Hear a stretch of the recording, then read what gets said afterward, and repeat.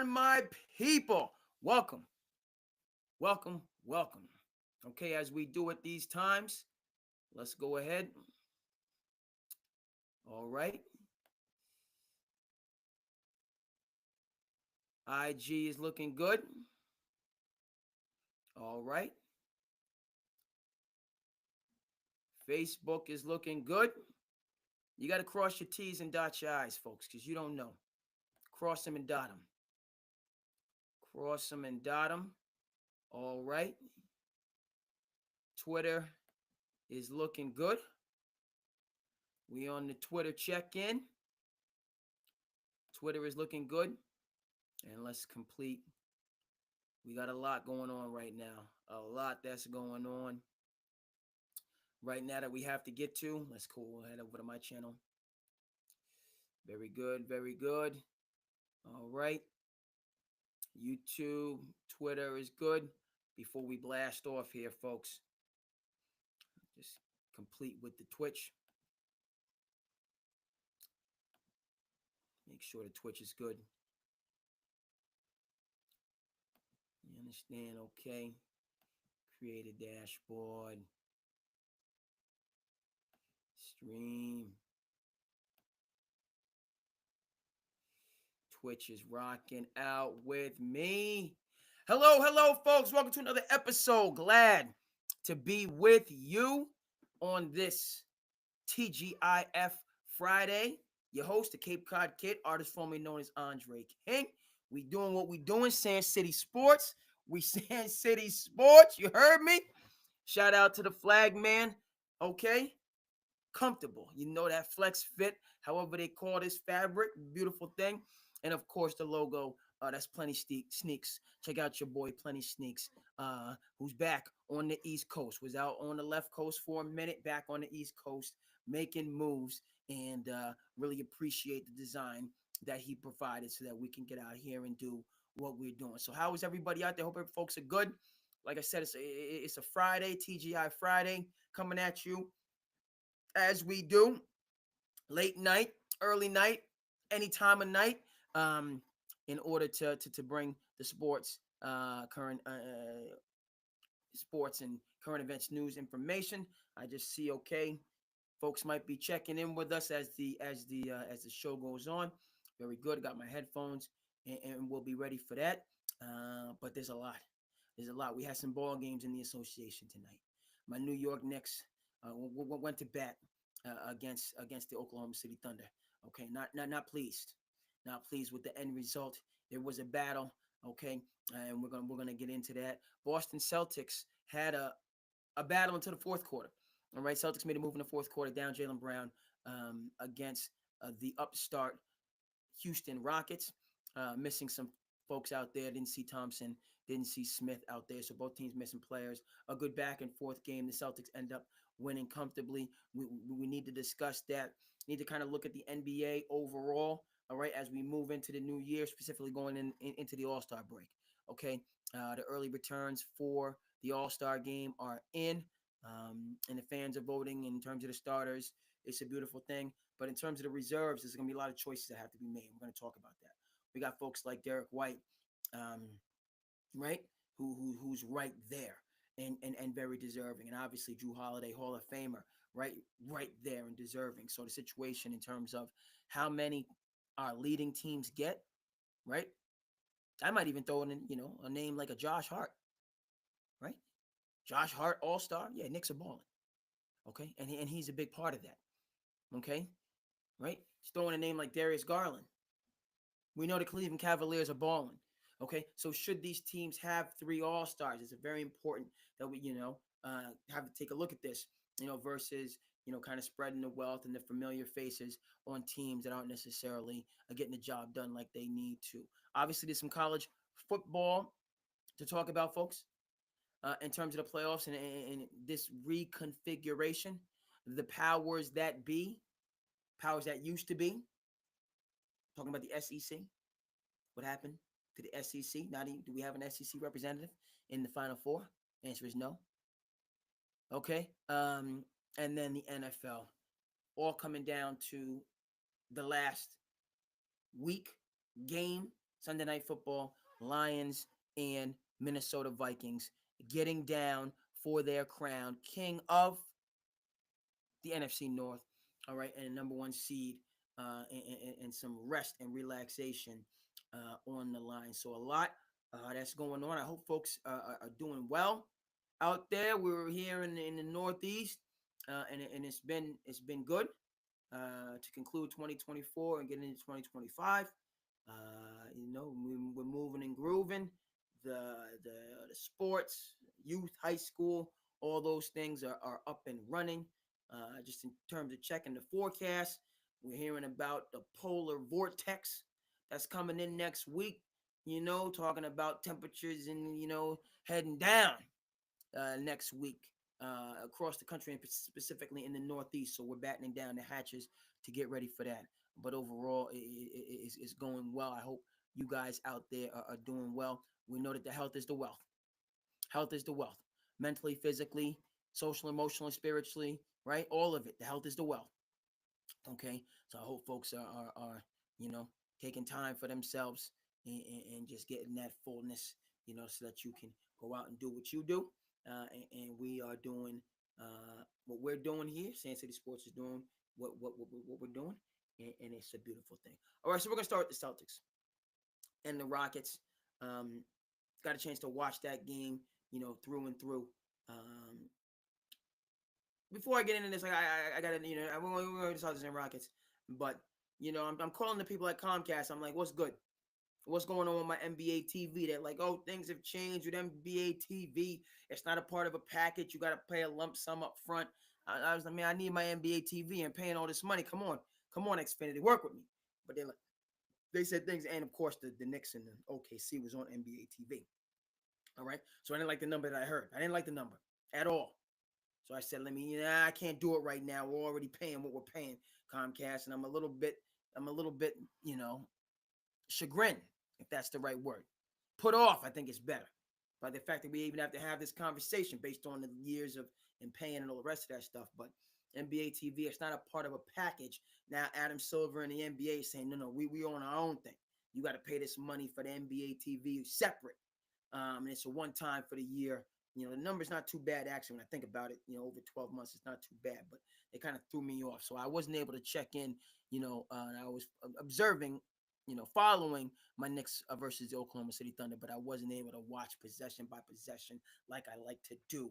But we was over on NBC Sports Boston with the Celtics games, Celtics game.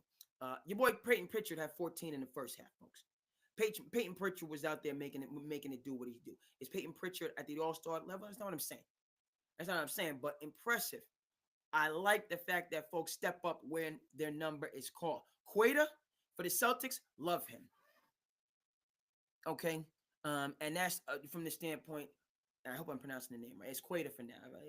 Check in with me if it's the wrong pronunciation. But he's a rim protector.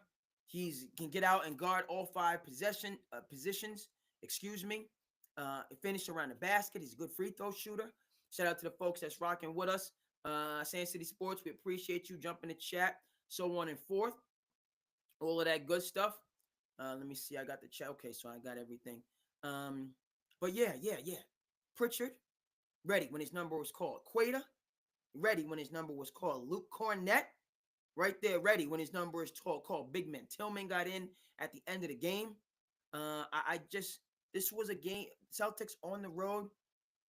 Obviously, MA right there. The old school. Nobody's giving an inch. And so both teams going for the game. But I just, these supporting pieces that have now that confidence at having won a championship, they're producing, right? Jalen can get himself some rest. Crispy P was back in the mix today. All right, look good. Porzingis back in the mix, but it's just from the standpoint, I don't agree with the load management. I don't agree with the load management, but it does provide opportunities for those second unit guys to come in and get minutes and put up numbers and increase their market value writ large in the NBA. I'm talking about the Alex Carusos of the world, who's doing he's playing a big role for Oklahoma City. He's been hurt. He's on my fantasy team, but that's what I'm talking. Being ready when your numbers call, people see that you built for tough, and in the next round of free agency, you level up hopefully you can stay with your team, or you go elsewhere. I'm not saying we want to keep, okay, again, Knicks on my team, Cape Cod kid, I'm in the Commonwealth. Okay.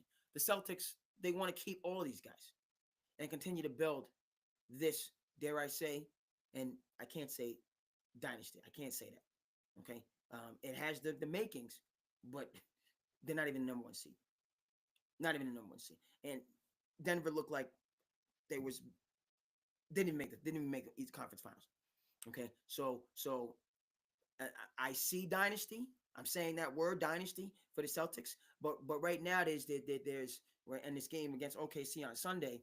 Um, yeah, this is not a, you know what I mean. 72-10 don't mean a thing without a ring. This is not a 96 Bulls situation, okay? Because I'm not seeing a dominance, right? We don't have the greatest of all time. That's a part of it. Okay, we don't have the greatest of all time, but still, this Celtics team with Drew Holiday, Hall of Famer, Jason Tatum, Hall of Famer, Jaylen Brown, Hall of Famer. You got 3 Hall of Famers. And Derek White, that's your Danny Ainge right there. Dennis Johnson, Danny Ainge, Celtics, dynasty of the 80s, yes. 86 team, considered one of the greatest of all time, yes. Okay. You obviously had the big 3 Hall of Fame, but you had Ainge and Dennis Johnson right there supporting, and then you bring in Bill Walton later on in his career, all right, to fill that 6-man role, okay?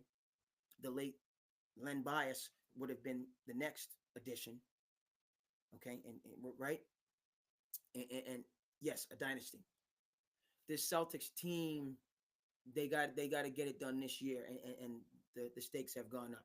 There's a new sheriff in Cleveland, all right, where it is born, all right? This sheriff down in Orlando, right?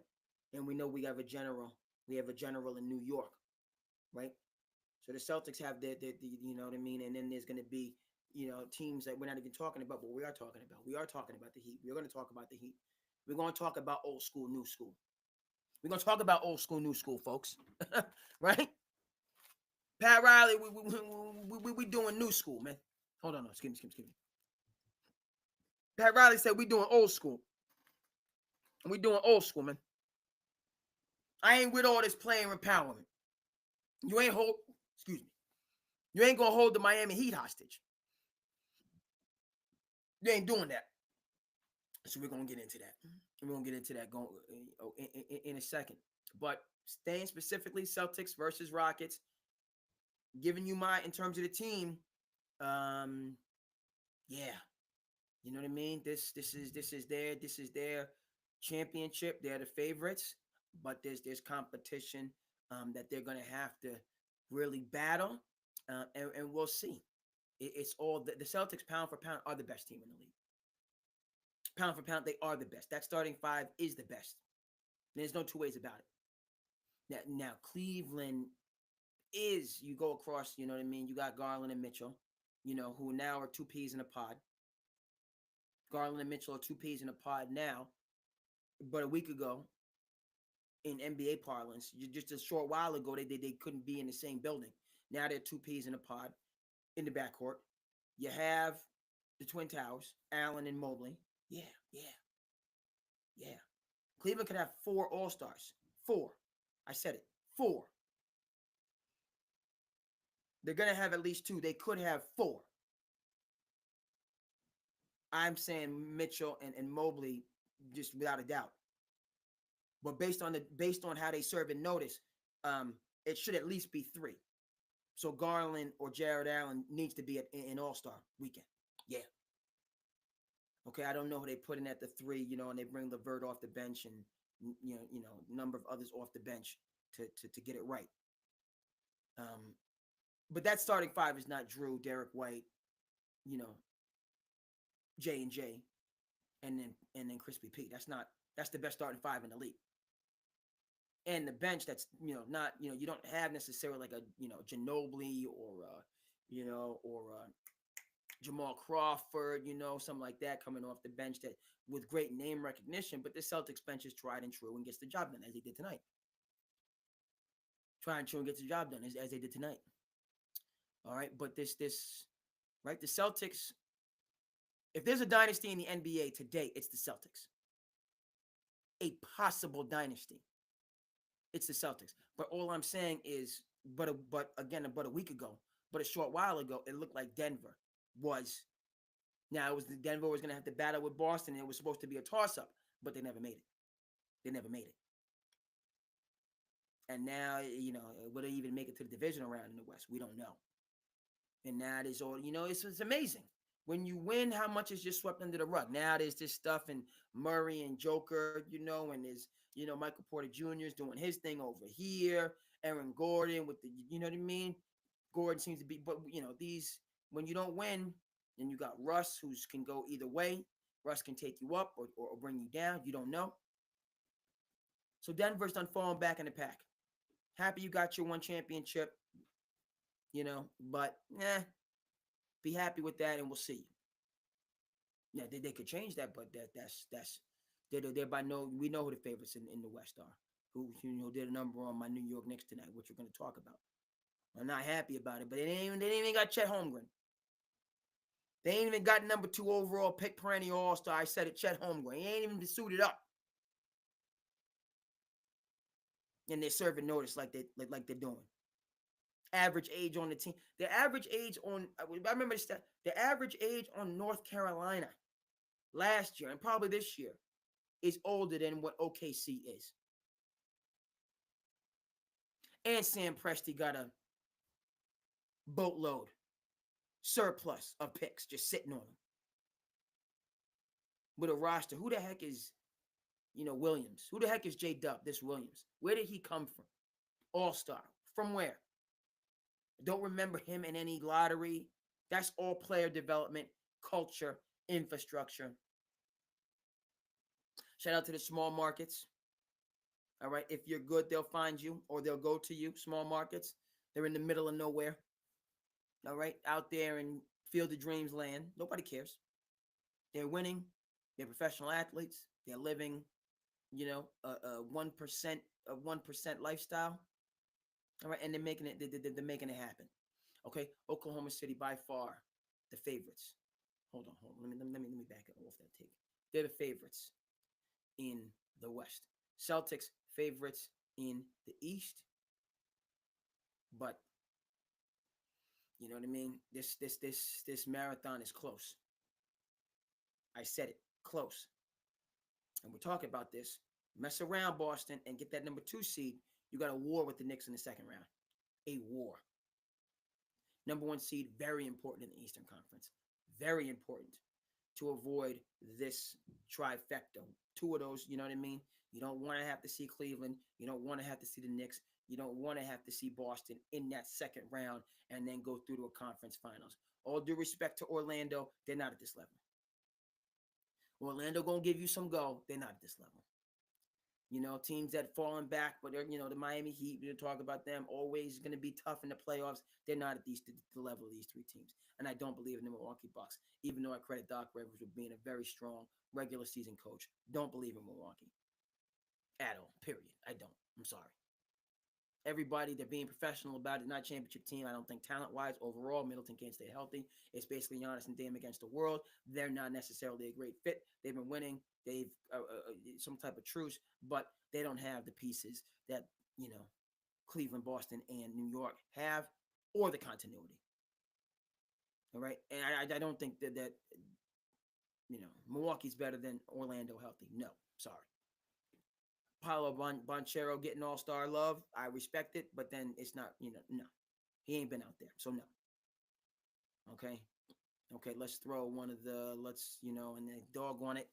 That was unfortunate, the injury, with Ivy. It's just, very unfortunate. Didn't think it was intentional, but just very unfortunate. But throw Suggs out there or one of the Wagner, Orlando has to have an all-star, but it's not going to be Paolo because he hasn't been out there. Hasn't been out there. Okay, continuing and concluding with the Celtics, folks. Concluding with the Celtics. Look, I feel like Derek White's an all-star. I'm sorry. I feel like he is. Okay, but then it's the question. I think this is what you get into, and this is what we're dealing with these 3 teams, because the all-star team has to be reflective. We got to get others in there. But the Cavaliers and the Celtics specifically deserve 3. The Knicks, harder the case to make just because. Oh, what am I saying here? My Knicks. Did I say Josh Hart? Did I really end respect to Josh Hart? All due respect to Josh Hart. You know what I mean, and you know what I mean. But the third All Star for my New York Knicks is Mikal Bridges. Yeah, yeah. Right. That's the third All Star for the Knicks. So honestly, if you look,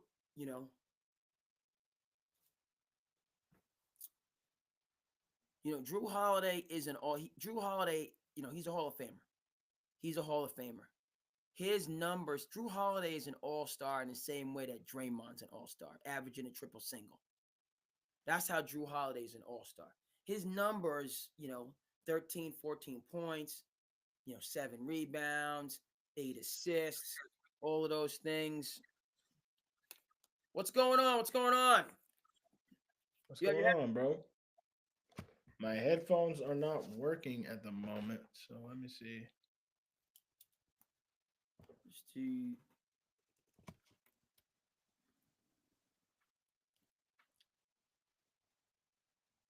make the production look right, sound right. Yes, indeed. My AirPods don't want to connect. Can you hear me? Yeah, let me see. I'm not hearing. Well, say something. 1 second. All right, so I'm getting your volume. I just don't. My headphones are acting up. Well, I got mine on. I don't think. Hopefully, it's not going to interfere with anything. But thanks so much for tuning in. Welcome. How you doing? I'm doing good, man. How you doing? I'm doing well. We're talking NBA right now. You have the championship banner in the background. And Yes, we're sir. talking about the Celtics Rockets game. The question on the floor right now is Derek White an all-star? Is Derek White an all-star? White Yes. an all-star? Yes. Okay, so if Derek White's an all-star, is Drew Holiday an all-star? Yes. So you're saying the Celtics are going to have 4 all-stars? We should have 4 all-stars. The way the East looks, we should have 4 all-stars. Celtics should have 4 all-stars. Okay, so let's talk about the Cleveland Cavaliers. Donovan Mitchell is an all-star. Evan Mobley is an all-star. What about Darius Garland? Not over Drew Holiday. What about Jarrett Allen? I mean, he could be there for the center. So Cleveland, number 1 seed in the Eastern Conference, they have to have at least 3 all-stars. At least. They're going to have 3. I mean, Jarrett Allen might not make it. So that would be small 2. I mean, Cleveland's a small market, man. So okay, I'm just saying they got the number 1 seed by a long shot. By hold on. Let's get this up. Let me just see this. I think it's 4, 5. Yeah, 5 games. 5 games ahead of the Celtics with the number 1 seed. Knicks took a tough loss. Yeah. Against OKC, which we'll get to. So you're saying the Celtics have 4 all-stars. Cleveland's on the books for 3. My New York Knicks. They'll have 2. Well, hold it. You said 3? 2. Negative. 2. We know Brunson. Yes. Yeah, Brunson and Cat. That's it. Yes. That's it. Mikal Bridges. Bridges. Yes. No. Yes. No. Yeah, you saw what happened on Christmas Day. Yes. Okay, that doesn't make him an all-star. Over who? Over whoever. Mikal Bridges is playing all-star level basketball. So that's my question. I don't see him at all-star weekend. That's my question. And by the way, is your computer charge plugged in? Yes, fully charged. Plugged in, because just make sure you have power. So your shot is right. Your shot looks good over here.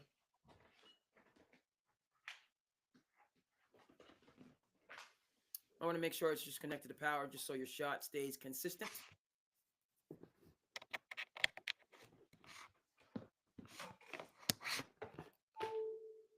There you go. So, my New York Knicks need to have 3 All-Stars. No two ways about it.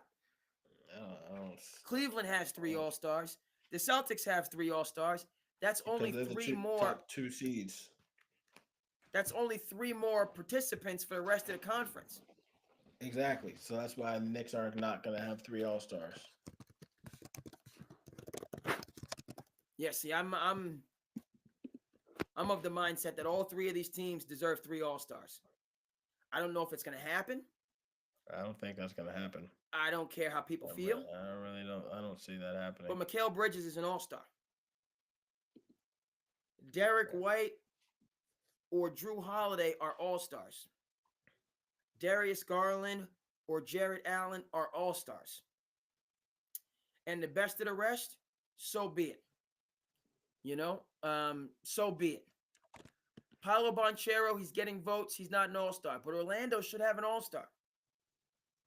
Now, here's where we get into a more serious conversation. But, Milwaukee should not have 2 All-Stars. No. Giannis or Dame. I don't care about, and it's Giannis who's lead. So, Dame, you're not an All-Star. No, you're not. Well, Dame's going to be an All-Star. He's top 75 player. He's going to be an All-Star. Who? Right. Dame. Turn this volume up, yo. Turn my volume Dame up. was a top 75 player. Yeah, that's nice for his legacy. In 2024, 2025, he's not better than Mikal Bridges. He's not better than Derek White. He's not better than these guys. Damian Lillard's not better than Mikal Bridges? In what universe? Damian Lillard plays point guard. I don't even know how can you even compare those two? I can compare them because the Knicks are the 3rd seed. No. You're comparing a point guard and a small forward. Wrong. Right there. That's like comparing a That's like comparing a quarterback to a free safety. Mikal Bridges is having a better year than Damian Lillard. In what nature? The Knicks are balling. The Bucks are the in-season tournament champions. Started off terrible. I credit Doc Rivers with righting the ship. The Bucks are not in the same stratosphere as the Knicks. The Milwaukee Bucks do not deserve 2 All-Stars. I don't care what their names are. All right. Well, their names are their names, and they've earned their name. Until Mikal Bridges gets a name, then we talk. Well, okay? We're talking. It's the All-Star game. The All-Star game comes down to votes, who people earn their name. Yeah. Mikal Bridges, 10 games ain't going to earn your name. Sorry, buddy. I'm not sorry. He's a deserving All-Star. I think he's going to be there because this is not if it's the decision of the fans, if the fans are deciding, then obviously Dame Lillard's an All-Star. But they're not deciding. Then the fans are deciding. That's who decides the All-Star game. The fans. The starters. Only way Dame makes the All-Star team is if he's a starter, and he shouldn't be a starter. Starting backcourt in the East should be Jalen Brunson and Donovan Mitchell. And, I hope these so-called fans get it right. That's your starting backcourt. I'm saying LaMelo Ball. Are you kidding me? What are we doing? Yeah, he's going to be a starter. He will be probably a starter. He should be a starter on the Rising Stars team. What the heck is going on? LaMelo Ball? What? Have you seen his numbers this year? That makes me feel like you really aren't watching basketball. He's been balling. Like, if you're talking about someone putting up numbers, and then you want to talk about Mikal Bridges, and then you say LaMelo Ball's not putting up numbers, that's like really backwards. Look at numbers. I don't think you watched one Hornets game. I don't know. Maybe. No. Yeah, but you know what? The numbers and the stat lines. That's how does he have all these votes? So I don't watch know. a They Hornets have 7 game. wins. Yeah, How watch does a he have Hornets any game. votes? They have 7 wins. They're a dumpster fire. They've been a dumpster fire. They're going to be a dumpster Hey, fire. He's well, not an all-star. he's a fan favorite. All-star, I mean, it doesn't. It's not determined of the power of the team. It's a fan favorite. It's the all-star who the fans want to see. So if you're putting up numbers, then there's a chance that you'll be an all-star. You could be a starter, is the point that I'm making. You could start in the all-star game, but Oh yeah, the you can start. coaches, There's a possibility. the I mean, for coaches the make young the point reserve. guards, LaMelo Ball is better than Darius Garland. LaMelo Ball. I don't trust LaMelo Ball. LaMelo Is he Ball is more? better. He's better than Darius Garland. Period. I don't care however you want to trust. If you want, he is a better basketball player than Darius Garland. And you don't think you're No, wow. no, it's no. I'm Yeesh! not. That's crazy. That's crazy. That's crazy. LaMelo Ball has never played serious basketball since he's That's been in the league. fine. He's still better. He's a still better basketball player than Darius Garland. Are we watching the same game? I don't know. The Cleveland Cavaliers Because have 4 losses, and the Charlotte Hornets have 7 wins. I don't know. Are we we're watching talking the same game? we're talking about players. Why do you keep talking about teams? We're talking about players. Because players, Like this is on the where you teams win the games. veer off of. We're talking about teams. We're talking about players. Players. LaMelo Ball. If you plugged in LaMelo Ball into the Cleveland Cavaliers, they would be better. Period. End of story. That is what I'm saying. That is what I'm saying. Yes, that is what I'm saying. And I'm saying no, because Darius Garland was ready to rage quit and get the heck out of Cleveland. He didn't want to play with Donovan Mitchell. Kenny Atkinson comes in, a solid elite coach. We haven't heard anything about that. And Cleveland is balling. Darius Garland is balling. They are a contender. So, no, I don't think that you could just plug LaMelo Ball, who's never played serious basketball, frankly, in his entire life. He didn't play serious basketball for Big Baller Brand. He was over in Australia for a hot minute, and then he's got drafted. Did he deserve to be a top 3 overall pick? Yes. Is he talented in terms of putting up stats? Yes. I'm just Has sensing he ever won anything? a lot of He's hate. never won anything in his So entire what are you talking career. about? You talking one rookie of the year? No, I mean games. Won games. It's not his fault. He's on a bad team. We're talking about player. Why are you shelving up teams that play? We're talking about players, not talking about teams. Players. We're not talking about teams. Players. Players make teams. Okay. Well, we're talking about one player versus another player. And Darius Garland is not better than Melo Ball, period. For fantasy purposes, Period. You're right. For fantasy Period. purposes, you're And I mean, just basketball purposes. No. Yeah. I'm not a huge Melo Ball fan. And I'm not either, but he's better than Darius Garland. I'm sorry. 22, 6. 20, I'll even say 23, 6. Yeah. 7. Empty 7. calorie. Those are empty calorie stats. They're not. Those are Darius Garland stats. What? 20. Well, those stats have significance because he's playing meaningful games. We're talking about comparisons to player. LaMelo Ball is better than Darius Garland. Sure. Period. He's not an all-star. All right. The Charlotte Hornets he probably will be a starter. If LaMelo Ball is, well, first of all, good. If fans vote the starters, if the fans want to put LaMelo Ball in the All-Star game, again, these are fans that I just, young people. He's fashionable. He's cool. All the rest of that stuff. Great. But for the 2024-2025 season, okay, LaMelo Ball needs to be on vacation for a week, getting his mind right. Okay. Well, LaMelo Ball put up a 50 ball. What is Darius Garland's? He put up a 50 ball. He put up a 50 ball. They lose by an average of 7 points every single night. They've lost 9 straight. He averages 30 points a game and 7 assists and 5. And he's not better than Darius Garland. Oh, all right. You're crazy. You're crazy. He's not better than Darius Garland. He averages 30 points a game. I don't care if they're I don't care. If you put Darius Garland on the Hornets, he's averaging 30 points. You're crazy. Anybody can average 30 points on the show. Anybody can average 30 points. Jordan Poole can't average 30 points. Where Jordan Poole's on another dumpster fire. And he's on a dumpster fire. He's not averaging 30 points. Jordan Poole. He has the green light. He didn't even start. So what are you talking about? You're not making, your argument has no validity. My argument has complete validity. LaMelo Ball is better than Darius Garland. We're talking apples and oranges. First of all, pound for pound, in terms of quote unquote market value, I will concede LaMelo Ball has more market value, meaning would a team give Darius Garland the same contract that they would give LaMelo Ball today? No. But my point is you're basing it on potential. To your point, to your argument, you want to talk about, potential. How did the Brooklyn Nets feel about their contract and the 76ers feel about the contract for Ben Simmons, who's got all the potential in the world, who's a great player and based on metrics? He is a loser. He's a loser. First grade loser. We're not talking about metrics. Okay, so if we want to talk about metrics, he's averaging 30 points a game, Andre. Right. LaMelo Ball shows up for work, and Ben Simmons is a space cadet and doesn't show up for work. So, yes. So what, he averages 30 points a game and 7 assists.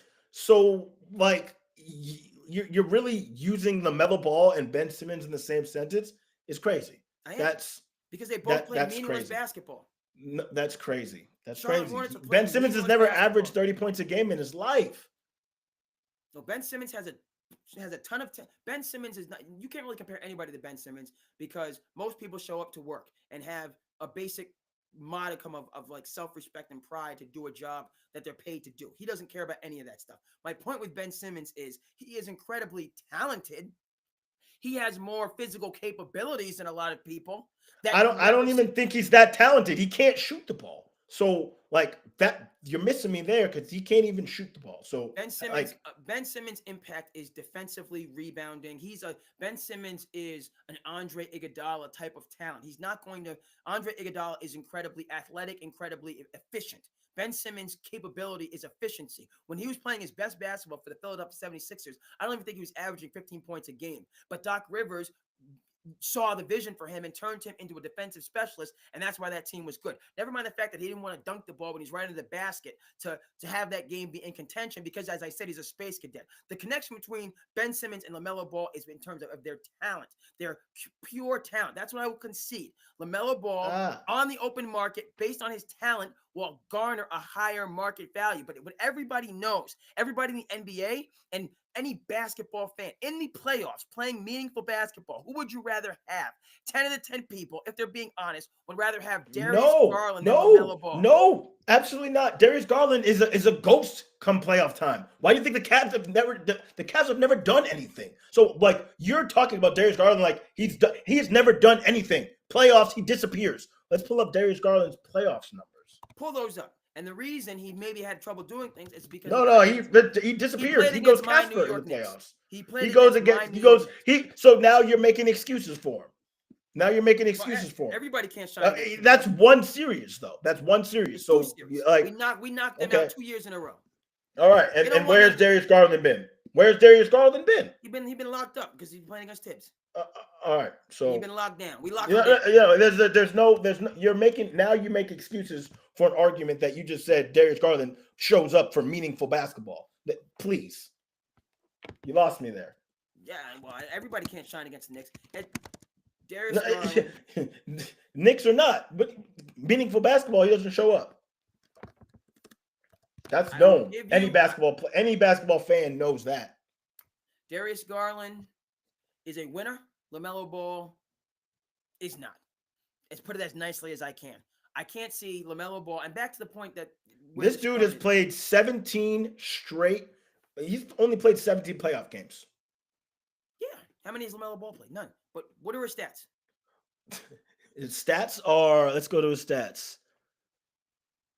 Last year, he put up 15 a game, 3 rebounds, 6 assists. That's decent. 15.7. So let's say 16. He played 36 minutes and put up 16 points. Well, I can as their number 2 option. So I don't know about number 2 option. Their offense last year was Donovan Mitchell against the world.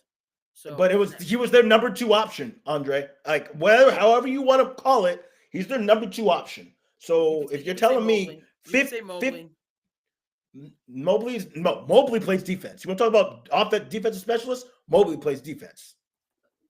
Plays defense. He's a good scorer. And he was not there. And he was not their offensive specialist last year. No, he was not. That's wrong. Darius Garland was their number 2 option on Monday, Tuesday, Wednesday, Thursday, Friday, and every time on Sunday. Right now, he's averaging 20 points, about 7 assists, 3 rebounds. Okay.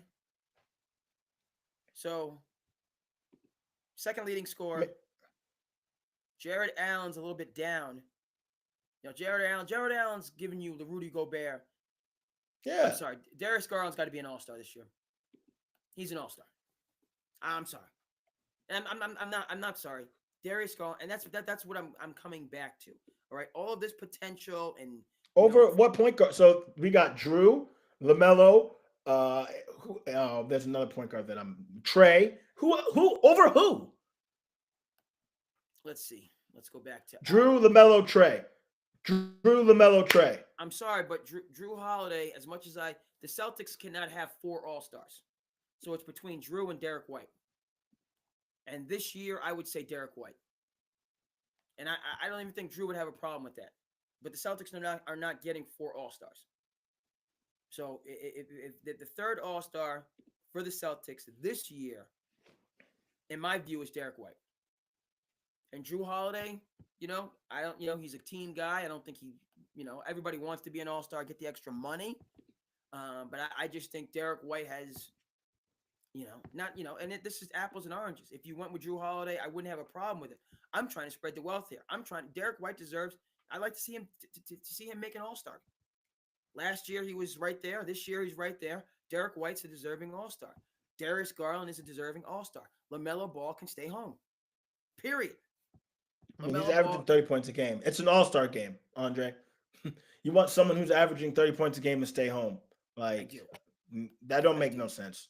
Yeah, that's terrible. Then your all-star game it's for the fans, and you want probably your top 5 scorers in the game. Sorry, in the league. Every time, every year, every time, and they start. Okay. Your argument, I think we could is a fan argument. What I'm saying is, and it's been interesting when these, because I'm hook, line, and sinker. Garland, yes. LaMelo Ball, no, unless he starts. And the reason I feel so confident, first of all, it's just my philosophy of what the All-Star game should be, which is it comes down to winning. And I think that's the view that many coaches have. And I think that's the precedent. When it comes down to the reserves and who gets the nod versus who doesn't, it's whose team is playing better. Okay? And based on that rationale, LaMelo Ball, for all the highlights and all of his LaMelo is going to be starting. What don't you get about that? All right. So if the fans of the world want to put Darius Garland or Jalen Brunson on the bench so that LaMelo Ball can start in the game, and that's what the world fandom feels comfortable with, then fine. Okay? I will have no part of it. That is ridiculous, preposterous, and absurd. But if that's what the fans, if this is where we want to be democratic and let the people speak, then sure, go ahead with that. But the all-star starting backcourt in the East for basketball, we're all basketball fans. Nobody's above anybody else. But, the starting all-star backcourt in the East is Jalen Brunson and Donovan Mitchell. End of story. But if people want to take LaMelo Ball from the depths of the scene, okay, from the bowels of the standings, okay, 7 wins, 9 straight losses. Okay? I mean, he put up a 50 every ball, game by man. 7 points. All these empty calorie stats. If that's what people want to do, is just bring up LaMelo Ball. You know what, Dre? Though, you know what, Dre? Though, when you call NBA stats empty calorie stats, that's kind of like they're playing against NBA talent. So how is that an empty calorie stat? To me, that's the same argument. It's the same argument that people make in the NFL with quarterbacks like Matt Stafford when he was with Detroit, Dak Prescott. This is the same argument people make again with Dak, meaning his stats are up there in terms of his offensive numbers, but a lot of times it's because the team is down in the second half and they give up certain things to allow him to have higher passing stats. They're not playing nip and tuck competitive games. Okay, that's the argument. When I say empty calorie stats, the Charlotte Hornets are getting blown out night after night. Okay, so yes, there's points to be had. Nobody's locking up on defense because they're up 30 points. Right? Empty calorie stats. You're not playing as my New York Knicks were playing tonight, as the Boston Celtics. Stop talking about always the New York Knicks. Everything reverts to the Knicks. The Knicks caught an L tonight. A fat L tonight. Yeah, so I hope you realize that. The Knicks caught a fat L tonight. And they're going to catch a fat L from the Celtics. You see that? They're going to catch a fat L from the Celtics too. I don't know. All right. All right. When Drew Holiday locks up Jalen Brunson, you're going to catch a fat L. Negative. You see that L? All right. L. The season, the Knicks. The Knicks. Chill. The Celtics are going to mop the floor with the Knicks. Right. But I didn't come on here to talk about the NBA. I came on here to talk about college football. I don't even want to talk about the NBA. I want to talk about college football. Well, we'll get there. We will get there eventually. I don't want to be on here all night. So I want to talk about college football. We'll continue with the NBA, and then we'll get to college football. Thank you for tuning in to SandCity Sports. Okay. So no other. Do you have anybody else that you want to put in there for the All-Star team? Trae Young, maybe. Halliburton. See, these are the names. No. These are the names that we're going to have to come back to. You know, Tyrese, no. Tyrese Maxey, not even in the play-in. Scotty Barnes, not even in the play-in. I can't have these teams getting all-stars. I can't do it. Well, so, what I started with, and folks, we're going to come back. I think Tyrese Maxey or Darius Garland? Oh, Darius Garland. No. The Sixers are a dumpster fire. No. You're not even in the play-in. No all-stars for you. Period. I mean, last year, I think Maxey has just as many playoff games as Garland does. Okay, again, my philosophy, I want to see what your team is doing. What your team is doing. I mean, the Sixers made it first. What has Cleveland done that makes them so, please tell me, what has Cleveland done that makes them so, what?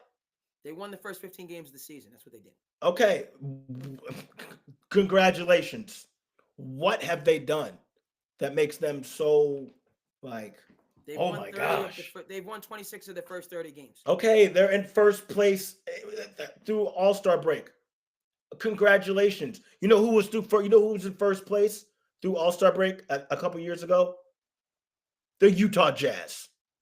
The Utah Jazz, Andre. That is they were in first place at All-Star break. Okay? The Utah Jazz. Okay? So huh? They have been awful. Go ahead. Awful.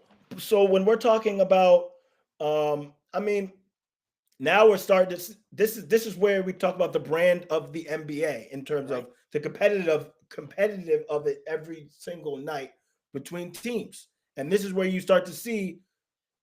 I haven't taken a look at the ratings, but if the league is not as competitive as because you see Netflix and the NFL.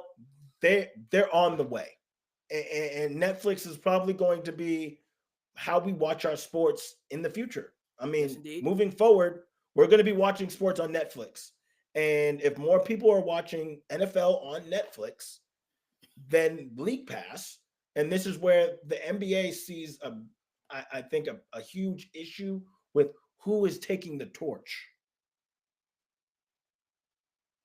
Who, we had Steph, LeBron, Kobe. We had these players, Kobe, LeBron.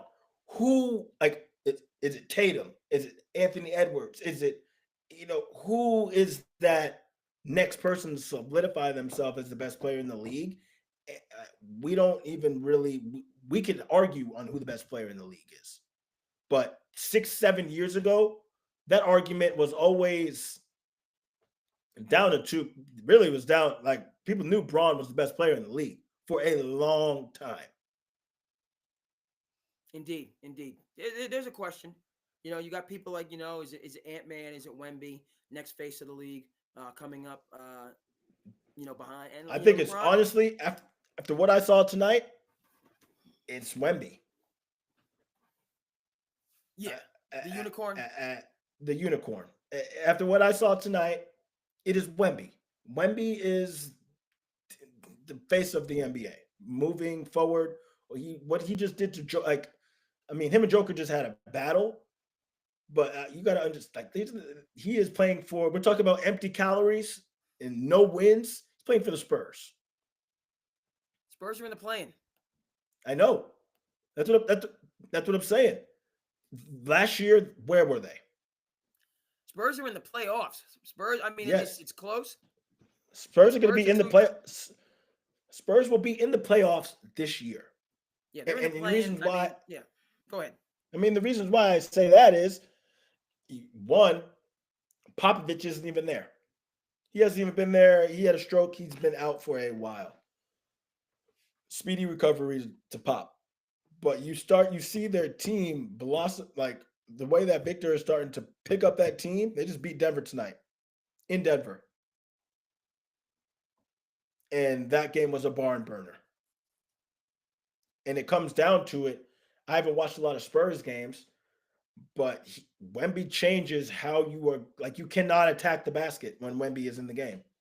You see people drive to the basket and they just turn.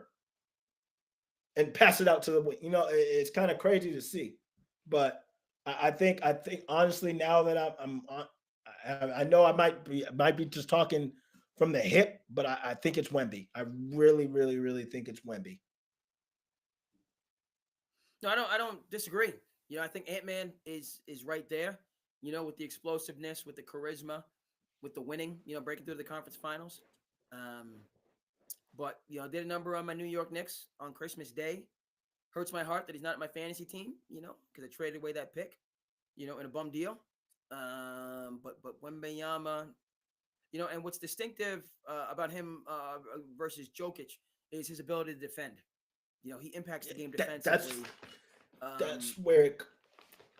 That's what. Almost I think as that's much what. as he does offensively.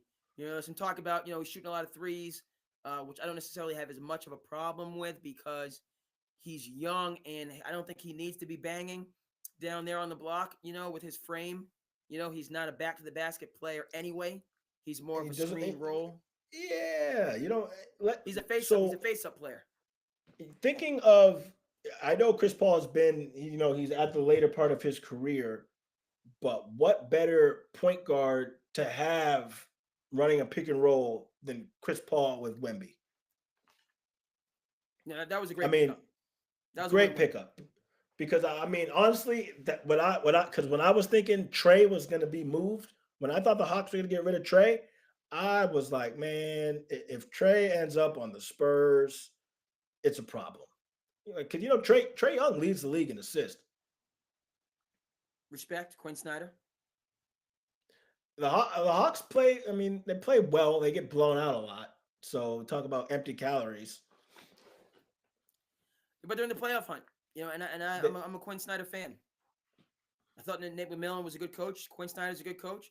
Sometimes you need a different voice to kind of connect with and get through to people. But I rock with. Now, the emergence of Johnson, is he an all-star? Cam Johnson, Brooklyn?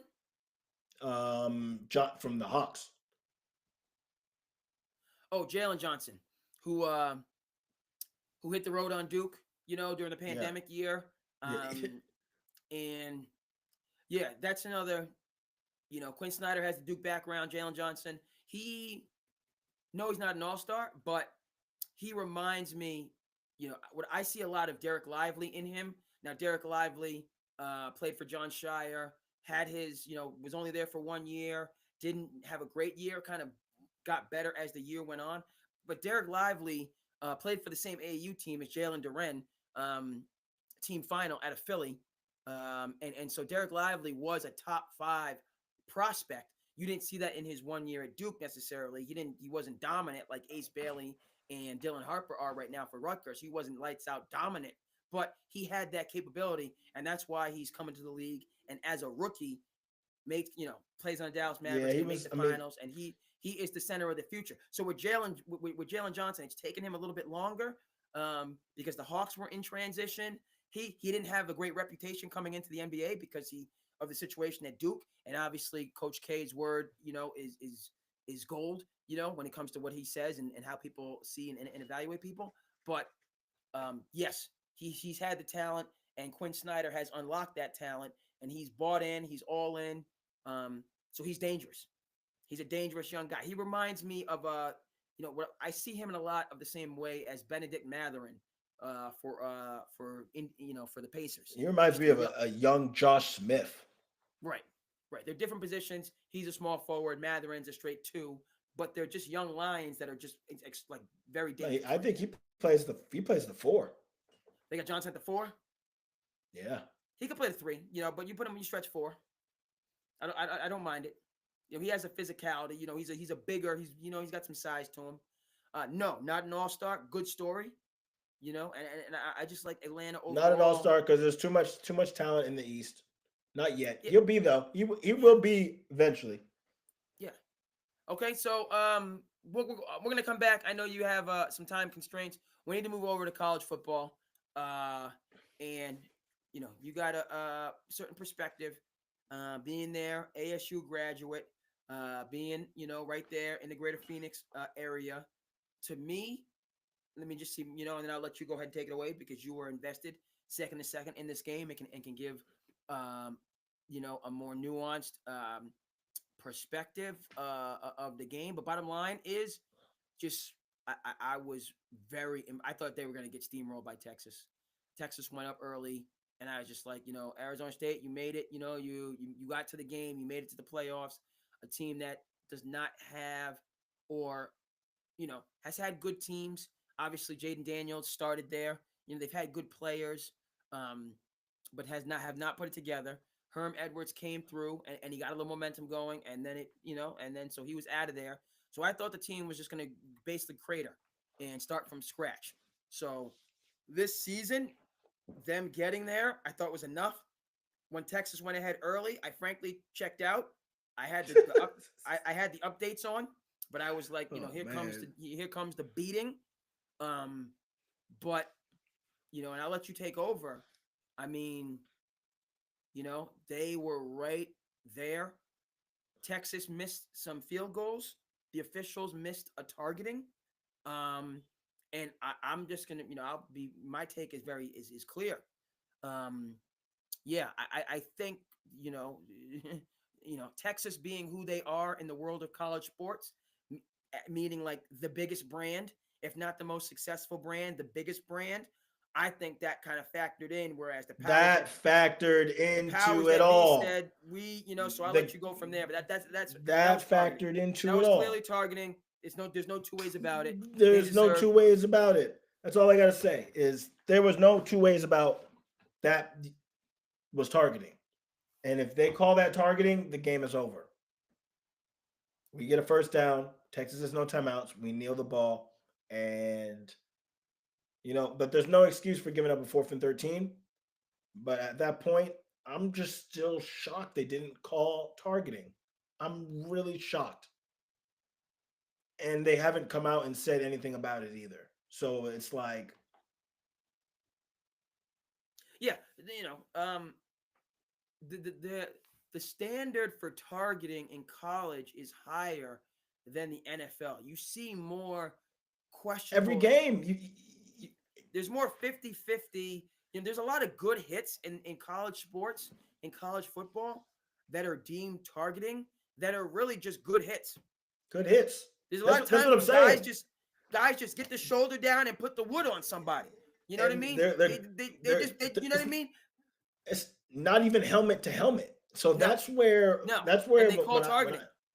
And they call targeting. So when I saw he let his face mask hit the Scatterboat's face mask. So for them not even to call it it honestly is mind-boggling. Like I've never felt so cheated. I felt cheated like straight up cheated. Never, and more so, I haven't felt like that since the one-handed catch in the Giants. But that was, that was respect. He caught it. You know, amazing throw, amazing catch. Y'all won the game. But that's how I felt cheated. Like we didn't work that hard for. I mean, yeah, you don't want the refs to decide the game, but if that's a blatant call that you have been calling I'm saying they call that 10 out of 10 times. I've been watching college football this season, 10 out of 10 times. So why don't you call it right there? Yeah, agreed. There's no, like that was clear, and that was clear, and what do they say? Clear and present danger. That was clear and present targeting. The Because like situation. you even play it back one step, Andre. Think about, I think it was maybe 3 or 4 years ago when they gave the Clemson starting middle linebacker targeting in like the first quarter, second quarter in the I remember that. national championship. In the national championship, they give him a targeting, Right. but they don't call that. Yeah. It's crazy. That's And that's crazy. that was a 50-50 play. That wasn't targeting. That wasn't That targeting. that was just a good. I feel like I don't remember the specifics, but the offensive player kneels down. The defender has to kneel down to meet the offensive player. Their helmets hit. And so I remember that play. You remember that play, And it but speaks their to. helmets like hit. Okay, Right. so that's what they said. Okay, they said their helmets hit, so we have to call it. You know what I'm saying? That was their explanation. Their helmets hit, so we have to. He was in emotion. Their helmets hit, so we have to call it. Yeah. Now that was far less gray area and blatant, than this Texas play, where the Texas, he just did not. He didn't lower his shoulder. He stayed. He stayed He high. stayed up. He stayed You know, high with his leading with his head, with his like head. And that's leading not. with his head. You have That's to the get your. You have to you you got have to lead with your shoulder. shoulder, and he was Uh, lead. The first thing that contacted the ASU receiver was his helmet. right. That's it. That's one grade A targeting. Right. Right. And so, I feel, people in Arizona, Arizona State fans, the bottom line is the bottom line is the bottom line, and that's the dollars, and what you saw, and I think it's, the college football. I think that play is a moment for the college football playoffs in the evaluation of the system, and this is the first year, and it's been great, and there's a lot of success stories, and we're seeing a lot of things, which I'll get to. I know you have a time crunch, so you can't be on for the whole show, but there's a lot of positive things that we're discussing when it comes to college football playoffs. But a downside is we can't have the scales tilted towards the blue bloods.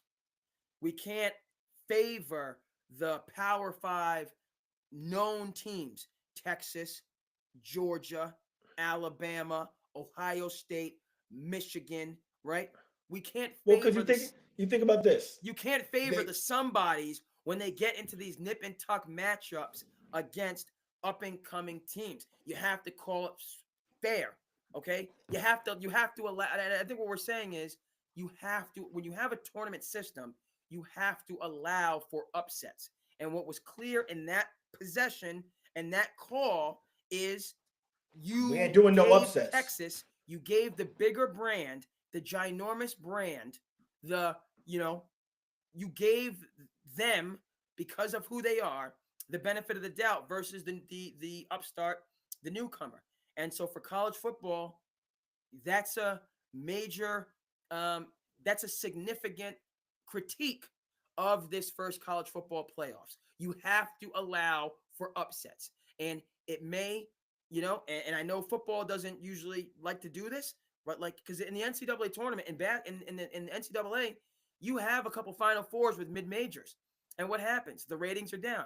People say they want upsets, but they don't tune in when the Final Four is George Mason or Florida Gulf Coast. You don't tune in for those games like you tune in for Duke versus Kentucky. You just don't. But it's March Madness. This is what it is, and we flow with it. So for college football, you now have to accept that, because for everybody, that was not a pass interference penalty, miscarriage of justice that we saw with the Chiefs versus the Philadelphia Eagles. That call was egregious and treasonous. It was so bad to decide a Super Bowl. It was 50-50. It was marginal. No, that was clear cut textbook targeting in terms of how that's been affiliated. And you gave a team, you gave Texas a pass, you gave them a mulligan because they're Texas. Period.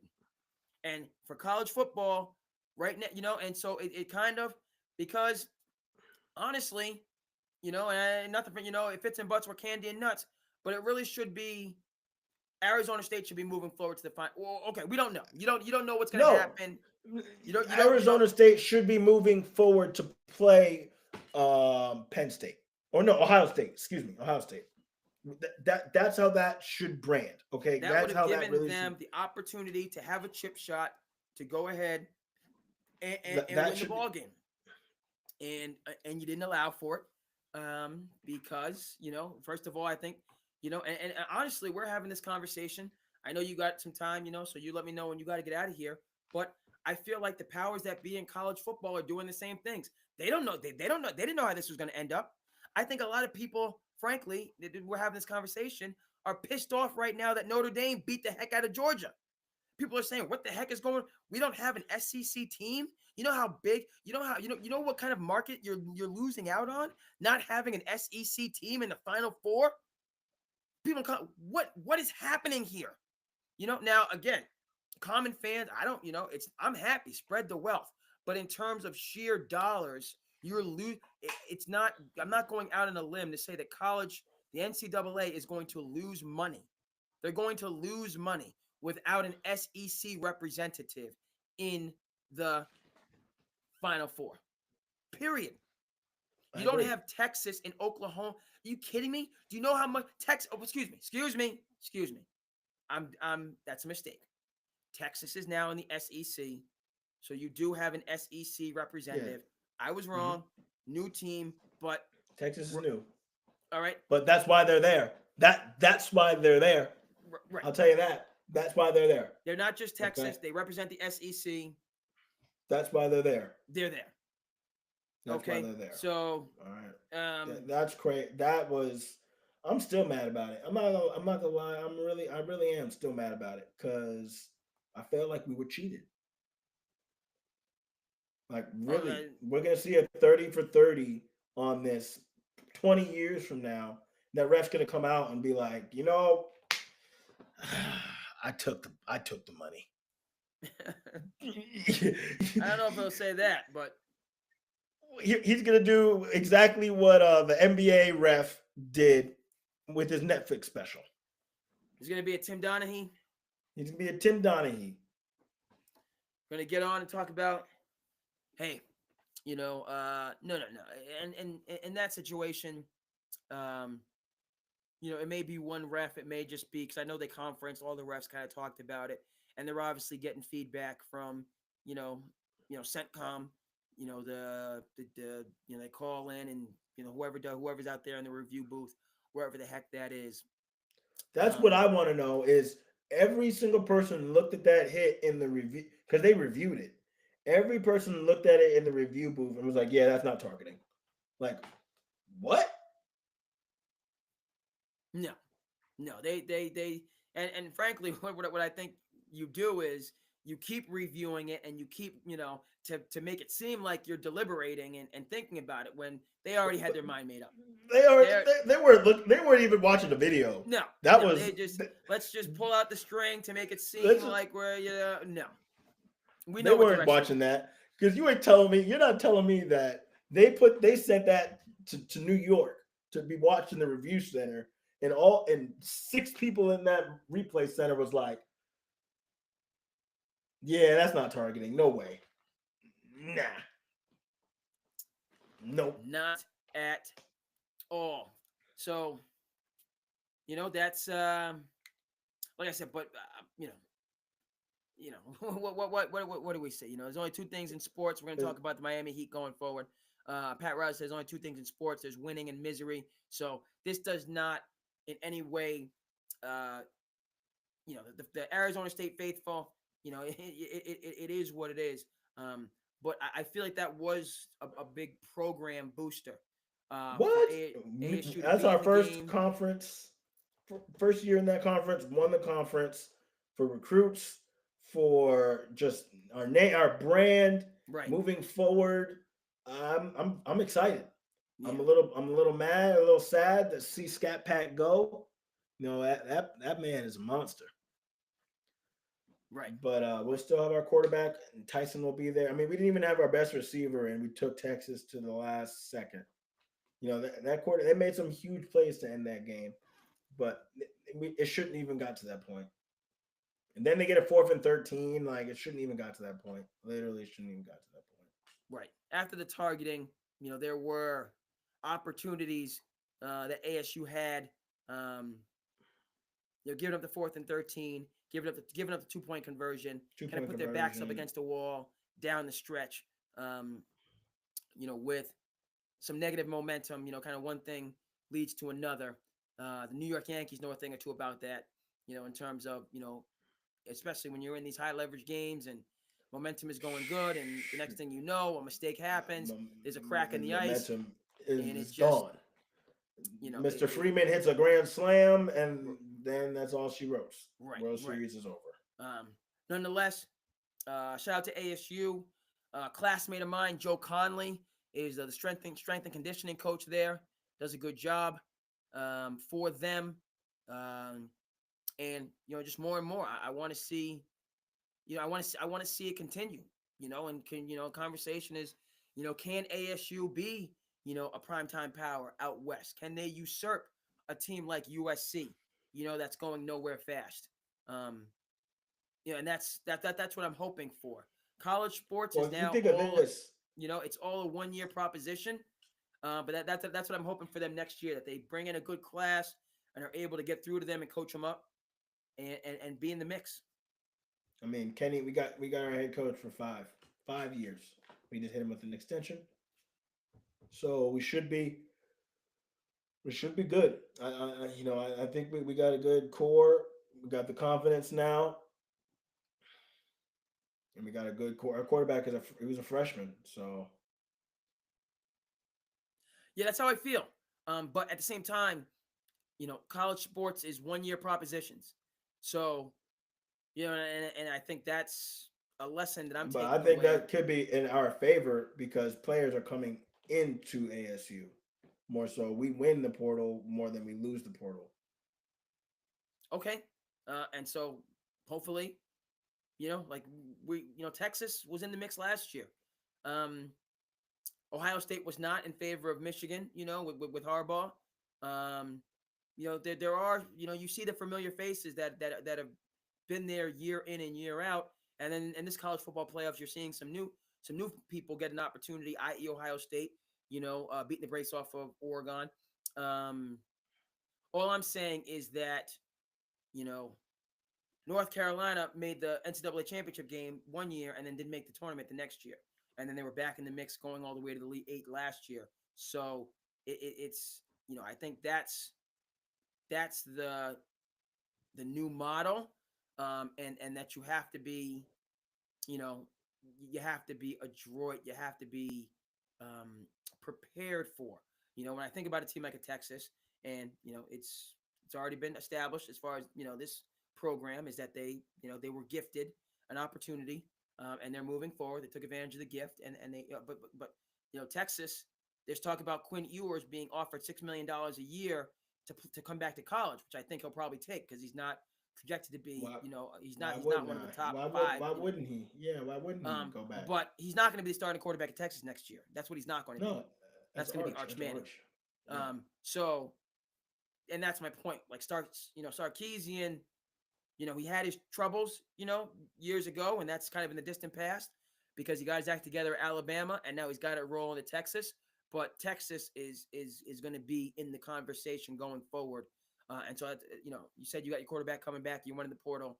And listen, Lincoln Riley has all his money, but I'm not impressed with USC. So, USC is a dump. USC is a dumpster fire. They just lost their best probably their two top prospects flipped. So and then their best receiver there's opportunity to get to level up and to take that top spot. Who knows what's going to happen with Colorado? They're coming into the next iteration, the next phase of the Deion era. No Shador, no Travis Hunter. So we'll see. But there's a window, is all I'm saying. That's the bright side. And the next time Arizona, these things tend to be, there tends to, I don't know if cyclical is the right word, but the next time there's a 50-50 involving Arizona State, they will get the benefit of the doubt. If for anything, it's curious how, 1 year a team doesn't get the benefit of the doubt, and then the next year there's a questionable call, and that team does get the benefit of the doubt, and they're able to kind of move forward. So Arizona State, this was your first time on the big stage, and you definitely made some noise. Keep it together. As I said, you got some great people on the coaching staff, building these players up, creating that strong culture.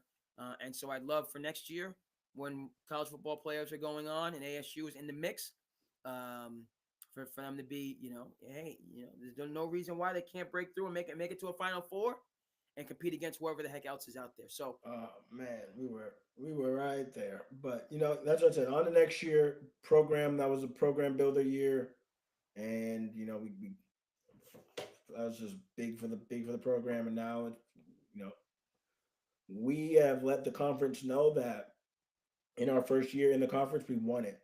Iowa State has never won the conference, and they've been in it for 30 years. Right. And not only did you win the conference, I think, like I said, Arizona State, it's a school, it's Phoenix, fastest growing city in the country. You have some, I think you can sell people on coming to Tempe, and joining the culture. It has certain things, it's a nice area. Obviously you live there, so, you start, leaning into that, as well as, the NIL, right? As well as the kind of culture that you're building there. And hey, I'm all for it. Looking to see that take place. So not sure how much longer you want to stay on. I'm gonna, I got some things I need to say that need to be said about some of the other things, some of the other college football games. So we're gonna move over to the Georgia Notre Dame game next. Okay. And then I definitely want to touch on what happened with Penn State and Georgia's done. In Boise Let's State. just start there. The dynasty in Georgia is done. Over. Okay. And to think of how it ends, it's really kind of crazy too. And this is the momentum that kind of just really told me what it was for the game and for Georgia's future. They make a 70-yard pass, 80-yard pass down the sideline, get the ball with probably to like the 10-yard line, 5-yard line, biggest play of the game. And they get a walk-on, gets a 15-yard penalty for running into the ref in the white. And, Indeed. I played football for a couple of years. Rule number 1, if you're not on the field, do not be in the white. Not on the field, do not be in the white. Do not be in the white. And so he got that penalty.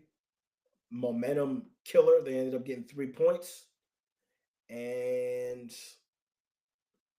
But Georgia shouldn't even be, in all honesty, I think Georgia, they've been playing suspect football most of the year.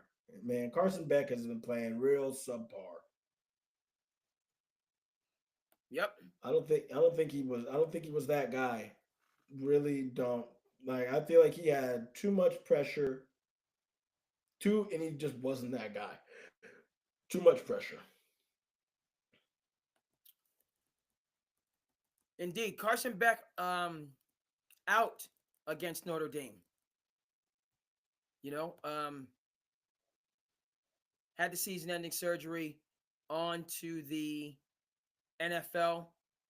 Gunnar Stockton stepped in his stead, one touchdown, and that's for me the takeaway from this game. You know, in terms of my critique of Georgia, and shout out to Carson Beck. You know, good luck to him going forward. We'll see how it works out. Where he lands.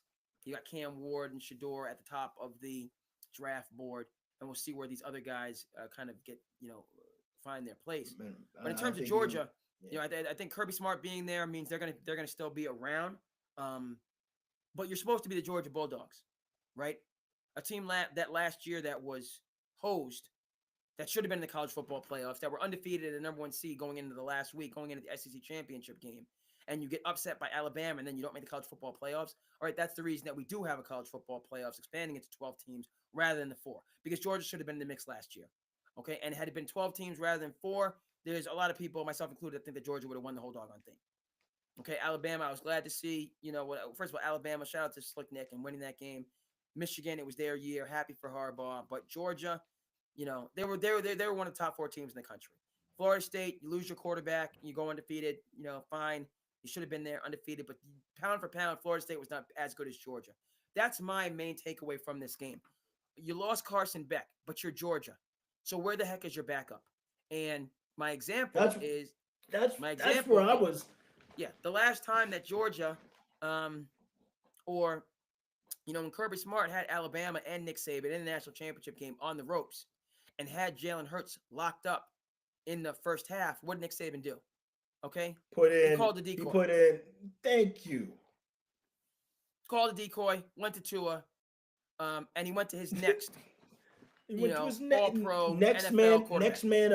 next man up, and that's why I said Georgia's got a real problem because they don't have 2 quarterbacks on their team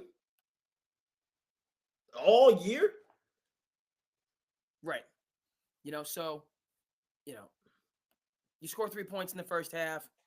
You lose the game going away. You're Georgia. You're a big dog. It's different, in terms of football versus basketball. Basketball, we say blue bloods. Football, it's a little bit different. But you are a school with pedigree. Okay, and a lot of that has to do with, Nick Saban had it going on at Alabama. What do?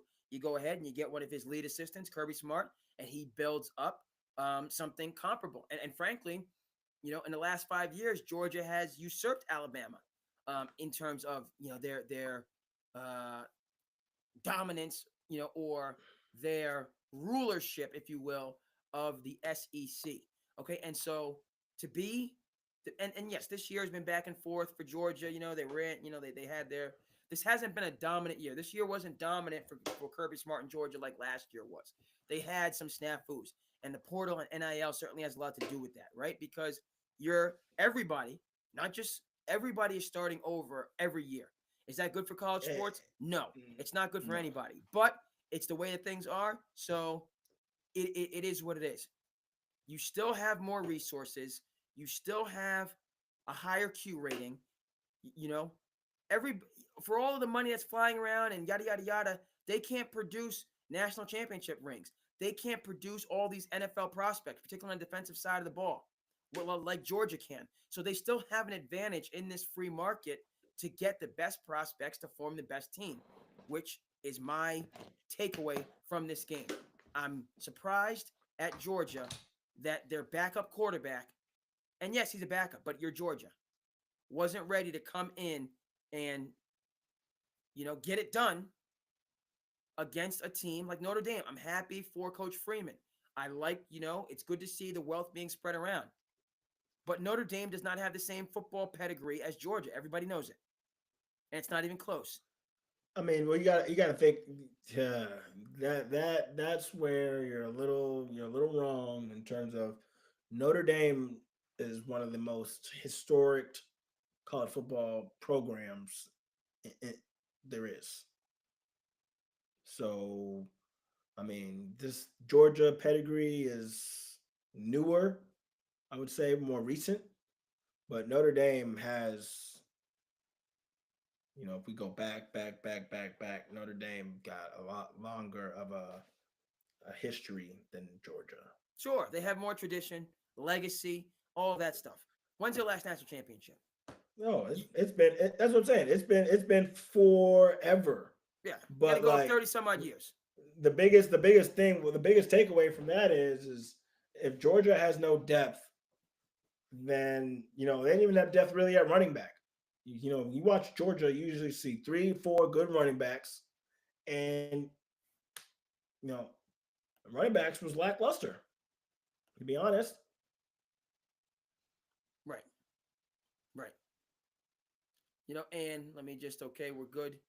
We're good on across the board in terms of the streaming. Like, comment, subscribe, folks. Check in. Let us know how you feel. Thanks so much. Yeah. So, in terms of over the course of like Notre Dame, they have their own, they play an independent schedule. They have their own separate TV deals with NBC. Who they represent, the legacy, the Fighting Irish. I got it. All that stuff a given. But they're not on the same level today and in the last since Kirby Smart got and really even before Kirby Smart got there. The coach, Notre Dame, a couple years they've broken through. When Brian Kelly was there, they had Mark Rick with Stafford, AJ Green. I mean, right. it's been Yeah. it's been a good over 10 years that they've been pushing forward. Georgia has been pushing forward for 10 plus. And Notre Dame has been a big brand. They've been a big brand, but they have not. That's all they have been. That's all they have been is a big brand, a winning program. Yeah, they have not been. They have not been. They've been winning, but they're not in a conference. So they really don't play. Who do they play? They make their own schedule. They don't play anybody. Play USC. They play the same schedule they played for the last 30 years. Let's put it that way. A marketable schedule. A marketable schedule, and this year they lost to Northern Illinois at Notre Dame. Right. So they some clunkers, some notable clunkers. Look, all I'm saying is, hey, this is a situation where another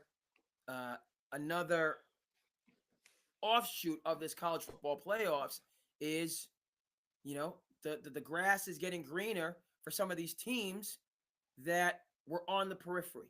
Okay, Notre Dame would get into if we still had a 14 playoff. Notre Dame would make the championship like once every 10 years, which is what they would do, or once every like 6 or 7 years they would break through. They would get destroyed in the semifinals, and then they wouldn't be around. Now 12 teams, they get into the mix. Again, I had even with Georgia's backup quarterback, I still favored Georgia just because, of the brand and the conference, and there's just it's a different level, and the SEC consistently has just dominated other conferences. Particularly, I think it's time for us to really look. I think it's time to look at the SEC is not what we think the SEC is moving forward anymore. And the reason why we would say the SEC was so dominant is because they would have 3, 4, 5 players on their depth chart. So when your backup comes in, that's another blue chip. That's another 5-star. Backup comes in, that's another 5-star. But guess what? Now these backups are going to get $6 million. Right. These backups are going to $6 million. These caliber, I'm not talking about the caliber of backups are going to get $6 million. So now your team takes a bigger hit because you don't have that backup quarterback. So now it was almost like the same situation with Georgia and Florida State when their quarterback got hurt. But the playoff committee didn't have they won. Georgia forced their hand by winning. They beat Texas. That's what really threw me for a loop is they beat Texas straight up. They beat Texas. They beat them twice. And I think Gunner played the second half, but they strong armed Texas. So now, we move into that next week. I see Texas getting blown out. Yeah, I don't know about that. I see Texas getting blown out. Let's Ohio see State here. has the best roster, and they're playing. I would say, they're playing the best football at the right time. Yeah, they're playing some good ball. I think that them losing to Michigan, gave them a lot of motivation at the end of the season where other teams did not get. Who else got motivation like that at the end of the year? Yeah. I don't see them blowing out Texas. It will not. And you bring up a good point there. You bring up a really good point there because the way that they, first round KO'd Oregon, What do you mean? That wasn't just Oregon who they KO'd. Who did they play before? They KO'd the first team they played. Yeah, Tennessee had home field advantage. Got Tennessee up and out of there. But really, that Oregon game, to me, was the most, was the biggest 31, statement 31 because nothing. Yeah, Tennessee, again, a good program, a lot of tradition. It means a lot to them. It means a lot to everybody. It's not really saying anything. You have, Peyton Mannings that you played for you before, so on and forth. But Tennessee has been one of these teams that, again, and they just have not been able to keep pace. They're a good team, but they're not a consistent power in the SEC. They make some noise, but they're never able to get into that upper echelon. For me, with Ohio State, I think it's going to be a good game against Texas. But number one takeaway for me is they made an enemy in the Pacific Northwest. That's what they did. That's what Ohio State did. Okay? Because that shellacking was a slap in the face to Phil Knight. A slap in his face. Okay? To Oregon is Nike U. So even though they're in the absolute middle of nowhere and it's raining all the time, that's where, and it's dreary and it's unpleasant, they have as many resources of anybody, including the Texas A&Ms, they have a lot of Texas. resources. But in terms of, that's the same thing. Getting over the hump, Oregon. When's the last time Oregon's been in a national championship? We have to go back all the way to Mariota. Yeah. But the point is, this year, everything pointed to them getting to the national championship because of the investment of Mr. Phil Knight and Nike. And they didn't just lose, they got embarrassed. So, but they shouldn't have beat Ohio State. They shouldn't have beat Ohio State at the first place. They shouldn't have at that first place. They shouldn't have even won that game in the first place. So okay. But that was a close game. That was a close game. This was a first round knockout. But this is what you say in football. In football, if you get a second chance to play a team, you KO them. If you get a second chance to play a team that beat you and you're better than them, you KO them. And that's what happened. Ohio State was a better football team through and through. I mean, they paid what, 12, they paid like what, 15, $20 million for that roster? Which is pennies to Phil Knight. And that's my takeaway from this game. I don't think a person like a Phil Knight. That's not how you got to think of how college football works in terms of it's boosters. Yes, I understand Phil Knight is the owner of Nike, but it's a collection of boosters. So this is where you say like a new powerhouse is on the rise. Penn State, for instance. They say Penn State alumni has the most CEOs in the country. They're wanting to put all of their pools into NIL and making Penn State football what it is.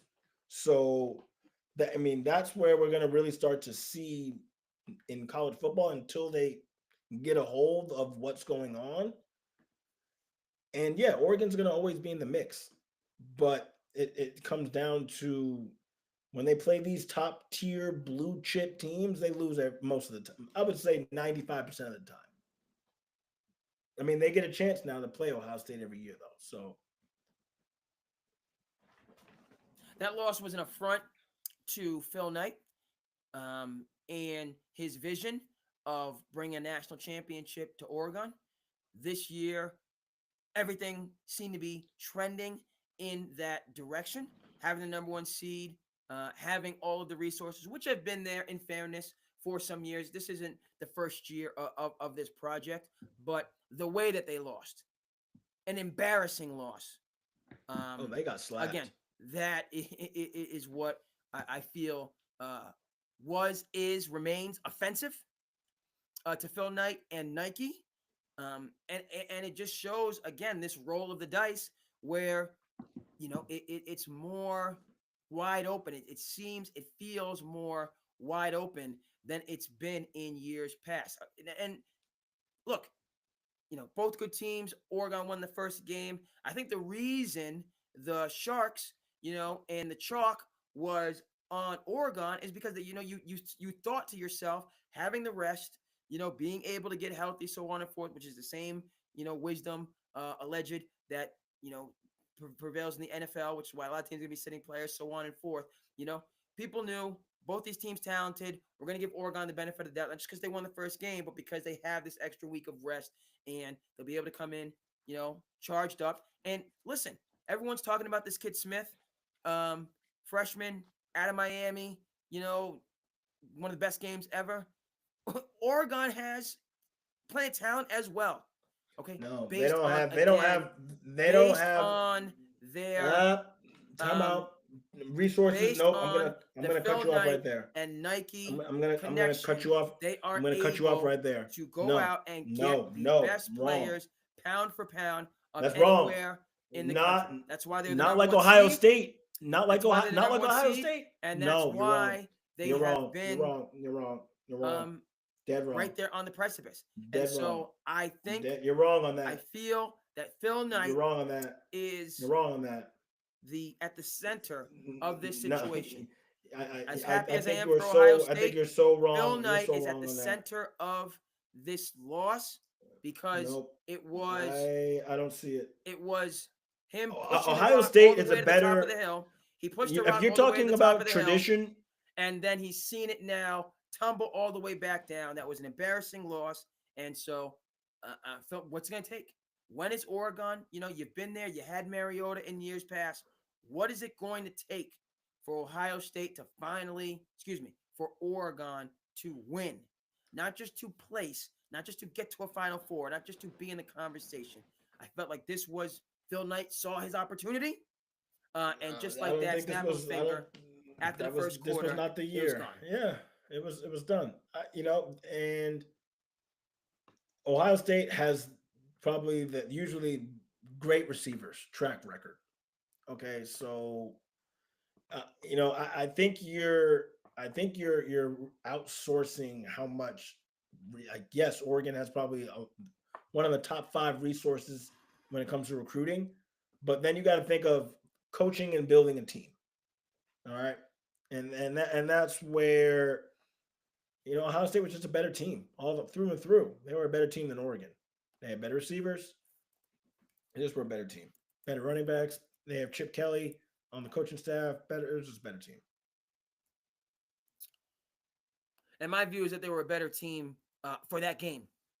But Oregon, I think if they play 8 times, the only win that Oregon gets was that game.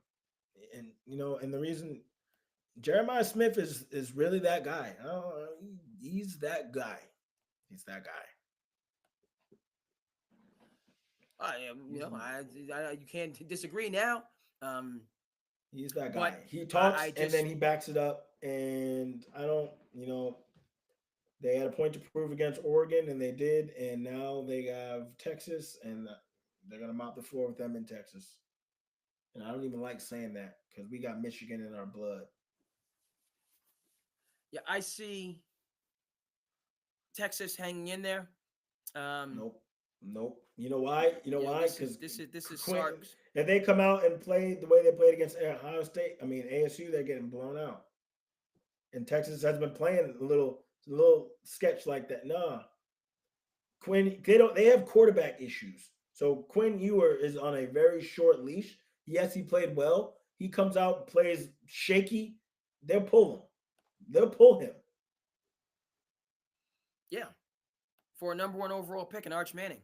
So, and that's But he's not a number one overall pick right now. Arch So Manning will light Ohio State up. Will light them up. Arch Manning is a future number one overall pick. he is not right now. Again, I'm an Arch Manning guy, so I'm gonna All double. right, but I'm gonna quadruple down on that pick. On all that right, take. you can quadruple down on that all you want. But we're talking about right now. Well, yeah, Arch Manning will probably be a number one pick, but right now he's not. He's not. All right, that's your take, and my take is Arch Manning will light Ohio State ablaze. Ablaze. And I talked about Arch Manning previously. Big fan. If Arch Manning, of he does Arch not and- take. He and hasn't even Manning's. took Ewer's spot.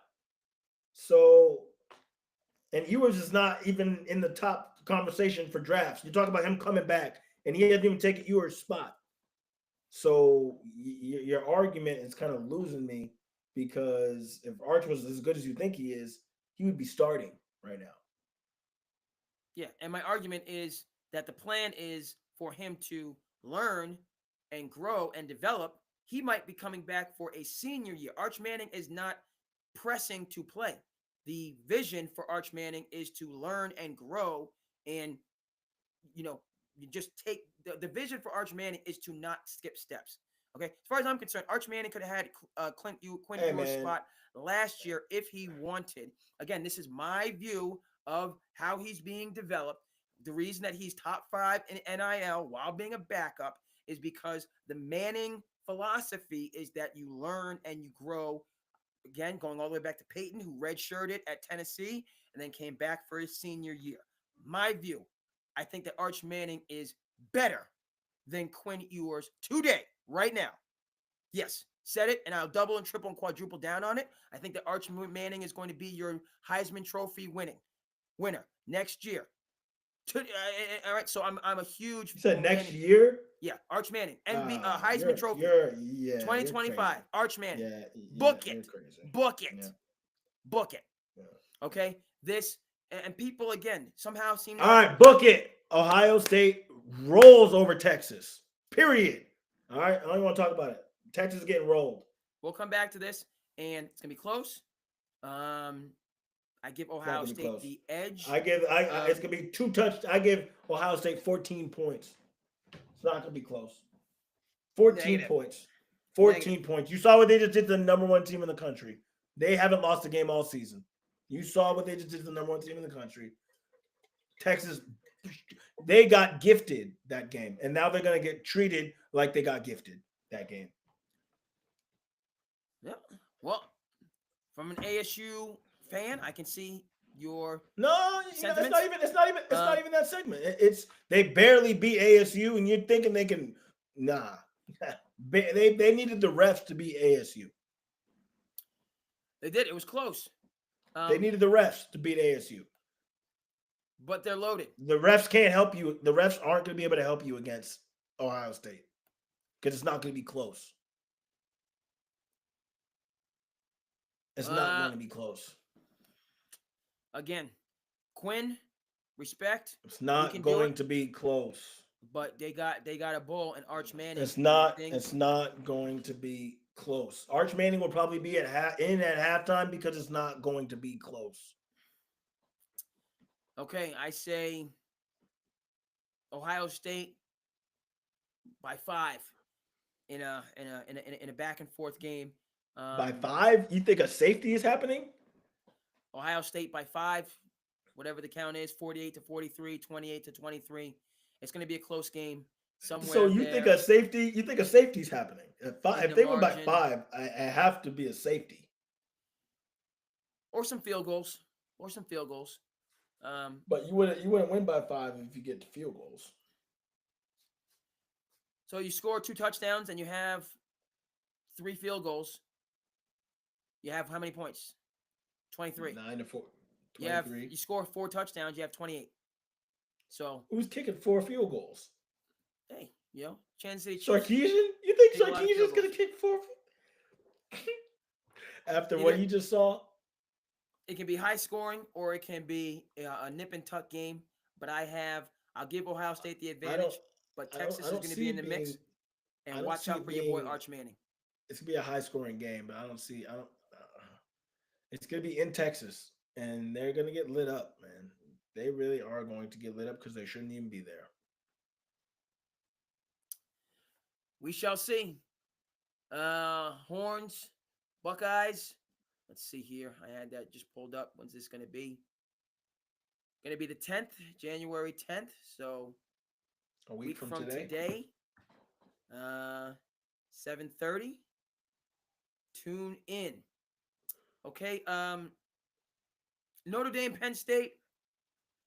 I got to go with Penn advantage Nittany State. Lions. Yeah, Penn State. Even though I can't listen. And this game to me, could just be a flat up toss up. Honestly. But what I saw in the Penn State Boise State game was the difference between a mid major and a Power 5 conference. Gentry, Heisman Trophy candidate, so on and forth. It was just Penn State. They just bullied Boise State, and they had the physical advantage from start to finish. Now, will that hurt them going against a Notre Dame team that's coming in battle tested after their game against Georgia? Right, you go from having a clear advantage to being strength for strength. But I'm going to favor. Well, let me back up off that take. Let me back up off that take. Let's go. Let me lean towards the Fighting Irish. Let me lean towards the Fighting Irish. Coach Freeman, even though both coaches have done a good job building up their respective programs, I'm going to give the edge to the Fighting Irish. And the first part of that, my take is, again, I just wanted to highlight, Gentry, the rushing record, so on and forth. He was just running into, a brick wall all night. And it was just obvious.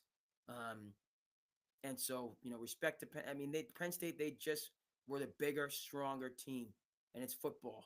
So, that's what stuck out to me with that game. But again, I can't necessarily put Penn State ahead of Notre Dame because they bullied a lesser opponent. That doesn't make Penn State better than Notre Dame. So taking a step back, thinking about it, respect Coach Freeman for the Fighting Irish. I'm going to give the advantage to Notre Dame to break through, make it the college football championship to face off against. And I have to, I'm going to go with Ohio State, but I think Texas is going to give them a run, a very good run for their money. I'm saying, so I got Penn State, I have Notre Dame and Ohio State in my college football championship. And I'm going to say advantage Buckeyes, Ohio State. And even though, again, Michigan wins it one year, we don't want to see, we can't concede anything to those enemies. But Ohio State, they showed me something against Oregon. And hey, or we could see, but I just that's they showed me something. Now maybe I'm sleeping on Notre Dame, maybe I'm sleeping on Penn State. Texas, I told you they're going to be there. But Ohio Yeah, State's dominance. Ohio I State's think Penn State dominance. got that. I have them breaking through and winning it all. Do you have a college football champion?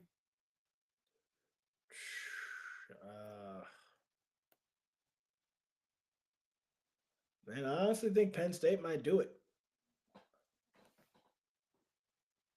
Penn State? Yeah. like I said, the only thing for me is they were playing a lesser opponent that was clearly, you know, And they did exactly what they were supposed to do against a lesser opponent. okay. Um, They bullied them, yeah, just like they were supposed to. but now they have, Texas, on the other hand, they did not. Texas let ASU hang around. We've discussed that. Um, and now that they're going against a real deal team in Ohio State. Um, I made it clear.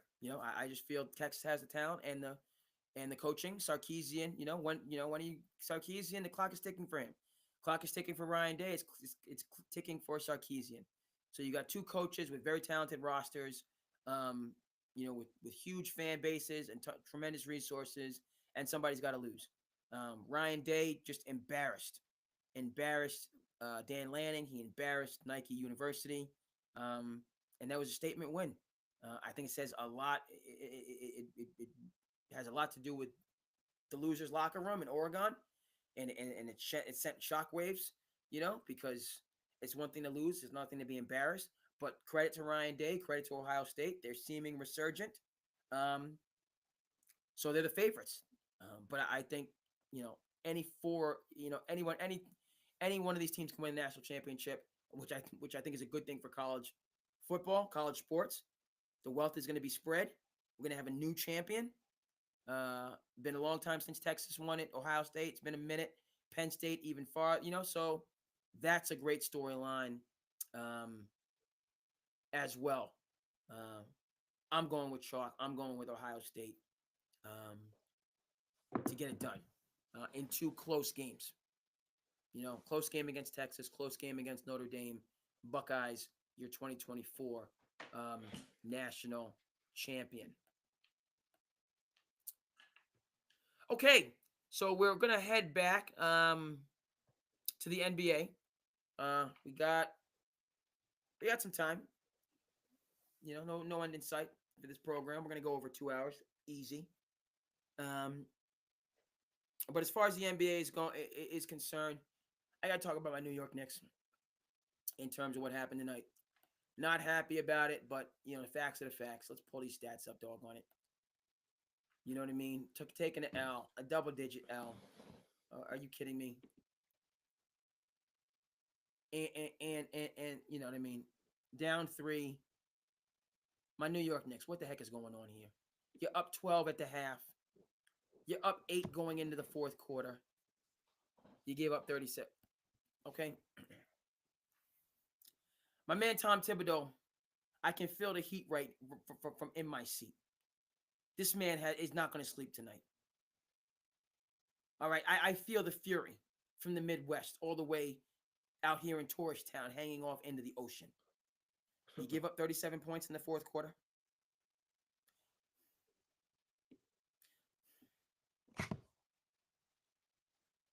What are we doing here, people? You know what I mean? And we're going to heading out. Okay. We'll see you. You heading out for the night? No, I just got to use the bathroom. All right. So you X'd out your screen? Yeah. No problem. Folks, I don't know what to tell you. I don't know what to tell you. All right, we'll get the other screen back in a second. But what the heck are my New York Knicks doing? What are my New York Knicks doing here, folks?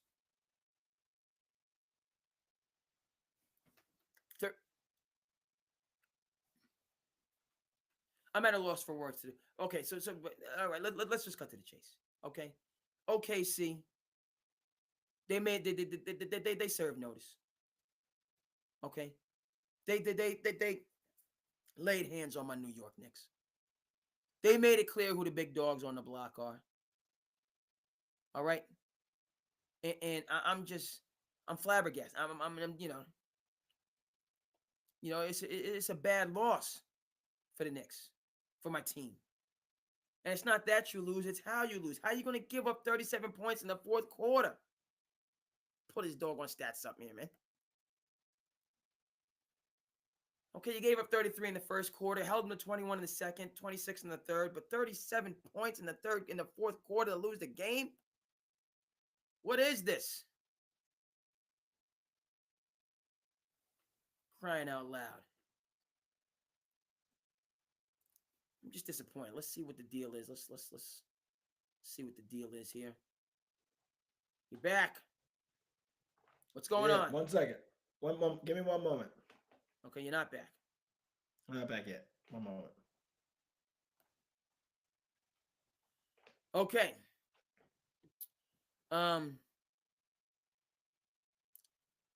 But man, I'm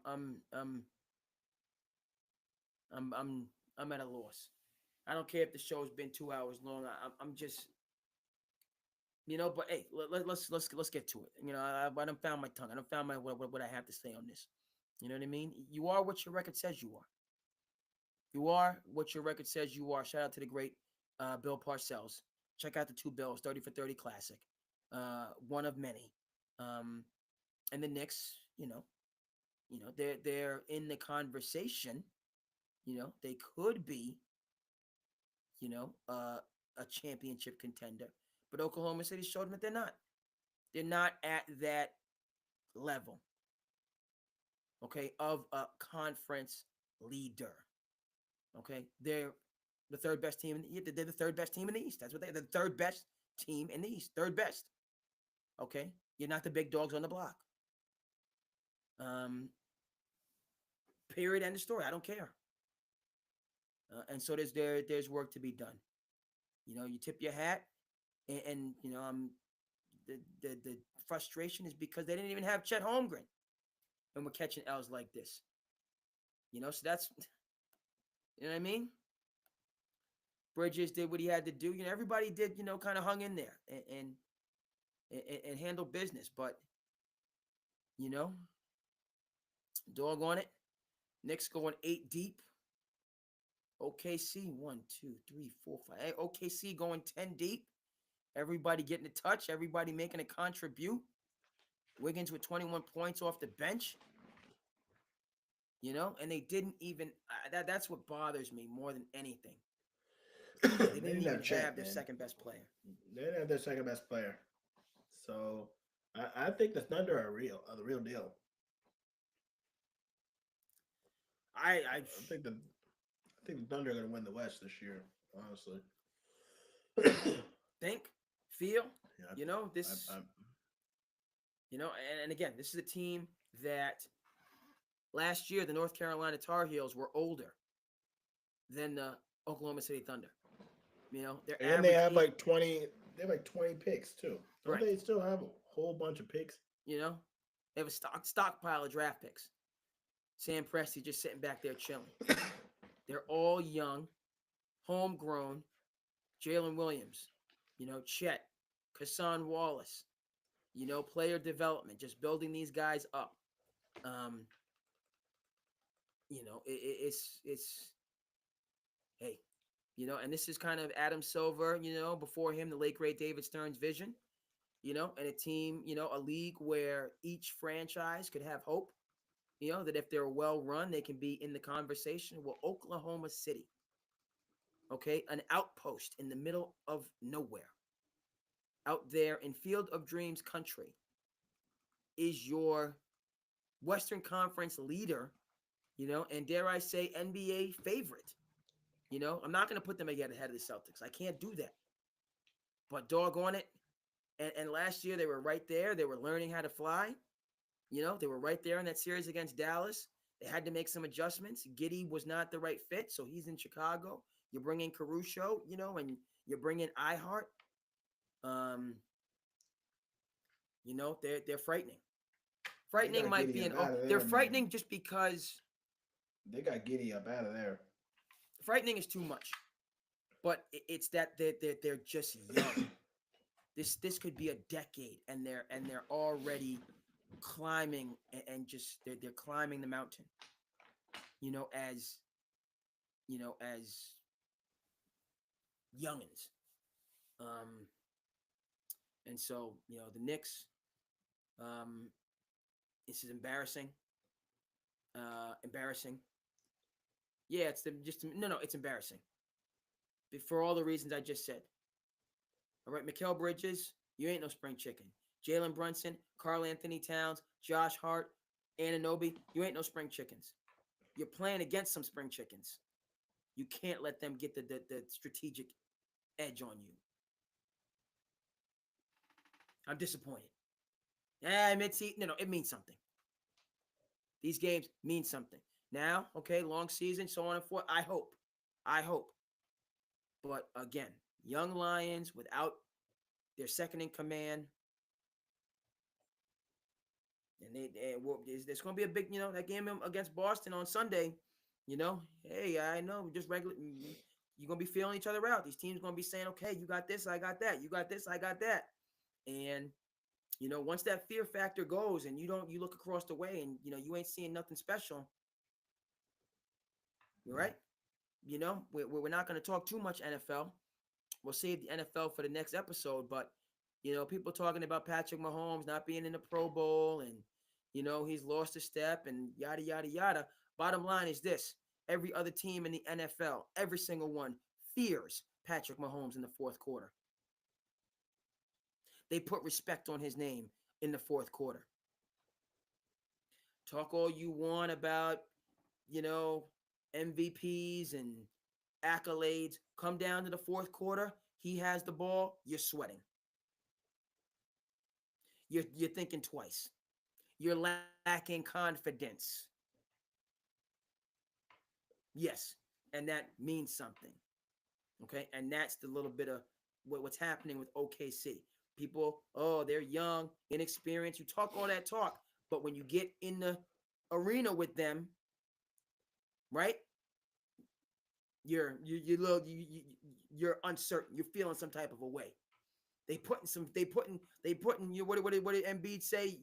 They occupying space in people's minds. That's what OKC is doing. They occupying space in people's minds. Okay, call them the new kids on the block if you want. They coming for that crown. All right, and they have the younger legs, and they have the coaching and the culture. Right, you're not going to out effort them. You're not going to do that. You're not going to. They're just younger. They're more explosive and athletic. They are. They're young gazelles, and so you're gonna have to find a way to out. They're dangerous. That's the word I'm looking for. OKC is dangerous, and it's good for the league. I'm glad. Love to see small markets. Love to see homegrown, mom and pop. It's a feel good story. Even though they smack my Knicks around, which I'm not happy about, and I feel some type of a way. The Celtics are gonna do the same thing. So we'll see. It's a big game on Sunday. The Celtics gonna do the same thing. We'll do it without Jalen. I don't know. I'll be tuned in though. Celtics, Oklahoma City, coming at you this Sunday, folks. It's been 2-hour episode. Just kind of flown by, and we're not done yet. There's one last storyline has to be covered. We're going to do NFL on the next episode. A lot to get to, obviously, going into the playoffs and marquee matchup on Sunday Night Football, Lions and Vikings. But we're going to conclude the show with some old school, new school, folks. Because the situation in Miami, right? Situation in Miami, that's that old school, new school. Folks, that's that old school, new school. And it's late here. I guess it's late on the West Coast too. It's getting a little bit late there. So we're gonna wrap up with this. What are your takes? Do you have any thoughts? You might have to with the Pat Riley, Jimmy Butler situation. I think Jimmy Butler is just ready to be done. I think he wants to be in Phoenix, man. Jimmy wants to be in Phoenix? He wants to be in Phoenix. I just don't. What happened? That's what I'm trying to figure out. Is like, What happened? Yeah, well, what happened is Jimmy is in the last year of his contract, has the opportunity um, for a $55 million option next year, which you know you would think that he would pick up, but obviously the relationship is frayed, so he's not going to pick up that option because him and Pat Riley can't seem to be can't seem to be in the same room together. Um, but the talk is that Jimmy wants an extension. Pat Riley, Jimmy's getting up there, so he's not going to be extended. Pat Riley, I'm not giving you $200 million. I'm not giving you $150 million. So Jimmy is not happy about that. He's been there. He's taken him to NBA Finals. Um, he's done his part, but you know that money has to be held for Bam, right? Bam's going to get another deal, and they have to there's talk, and this is a storyline people have seen, or I haven't heard too much about it, but you know, Giannis was talking about going where? Are you almost done? Miami. Giannis was talking about going to Miami. You know what I'm saying? So we haven't been saying too much about that, given situation. The Bucks are playing better, um, but hey, you know what I mean. I feel like Jimmy being feeling some type of a way. Um, Pat Riley not have. That's my major takeaway from this situation. The secondary storylines, and they're not really secondary because wouldn't that be the win-win for everybody if Jimmy finds his way to the Suns and Giannis finds his way to Miami, right? Because the Bucks are going nowhere. I don't care what anybody says; they're not going anywhere this year. But you add Giannis to Miami, and now we're I don't talking see about. that happening this year. I think, yeah, I don't think I don't think Giannis forces his way out of Milwaukee this year. And Okay, I see if Giannis goes anywhere, it goes to Golden State. interesting. That's what I see. I see if Giannis goes anywhere, he ends up playing with Steph because it's like the perfect match. If Steph's gonna play with LeBron, you're gonna play with Giannis. And I keep hearing this Warriors were about to be all in. So I mean, Jimmy could end up in Golden State. Jimmy, Golden State. I don't think he wins a championship in Golden State. I think he's much closer with Phoenix than he is with Golden State. I think Golden State is Steph Curry against the world, whereas Phoenix, you would have Booker and KD there, KD, um, yeah. and so you would have, put those three together. Bradley Beal has not worked out there, so he can be, as he can I go. think he should be. He But should have been traded. yeah, so if you get Jimmy, Beal gets sent to Siberia somewhere else. Now Phoenix, who's been playing better, Coach Bud knows his business. Um, that's more. You put Jimmy with Golden State. I mean, Golden State, they're just middling. Steph, Wiggins, Draymond is efficient, but he's not. They're just they didn't they got they don't. There's not that second person to go with Steph. There's just not. And Jimmy Butler's not a star. Giannis is a star. You put Giannis with Steph, now you're starting to talk about, okay, well maybe we're going to have something here. And you don't have but you're gonna have to keep, if you bring in Giannis, you can't get rid of Wiggins. Steph and Wiggins have to be there. You can honestly get rid of Draymond if you want for Giannis. Even though Draymond, he's just not. He doesn't move the needle. He's efficient, but he just does not move the needle at all. Um, but yes, Miami Heat situation as we um, land the plane here. Number one takeaway for me: old school, new school. Pat Riley, he coming from that. You know what I mean?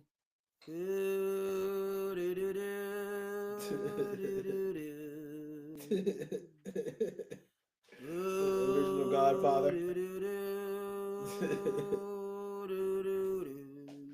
That's the Godfather right there. Okay, we ain't doing none of this player empowerment. We ain't doing none of this. You dictate and you strong arm. We ain't doing none of that. And that's what I'm happy to see, frankly, in the NBA. I enjoy seeing organization just no. And we're not going to be nice about it. And you are suspended, and we're treating you like anybody else. And you can go to social media. Fine. Okay? You're on the Miami Heat. You have helped us to win or not win, but get the championships. But you're not going to dictate how we do things. We do things, yeah. You're not a part of what I like. You're not gonna affect my job. I think that's where Jimmy got a little maybe too big for his britches. And he's a star player and all that, but that's who the Heat are. That's who they've been. That's why they continue to be successful, right? They don't tank. Which I love. They don't believe in this whole, you know what I mean? It's old school, how they built, and this is at the epicenter of that. So I'm do I want Jimmy Butler to be suspended? Do you want players to be in difficult situations? No. My feeling though is player empowerment and good of the organization, right? You have these two competing interests, and I think the playing field has gotten a little bit more level. It's gotten a little bit more level, and teams are starting to have more backbone, which they should. Players can take up for themselves, but teams are saying you have to honor your contracts as well, within that same framework. No. And we'll see how it goes. No. We'll see how it goes. I hope that Jimmy is able to get back and to play and to, have a good situation before he, as this season concludes. That's what I'm hoping. Any thoughts on that? Yeah. I mean, I don't see Pat Riley like letting the player dictate anything that goes on in Miami Heat front office. And if you think you will, you'll be shipped out and you'll catch a nice suspension. So that's where we kind of see Pat Riley said enough is enough.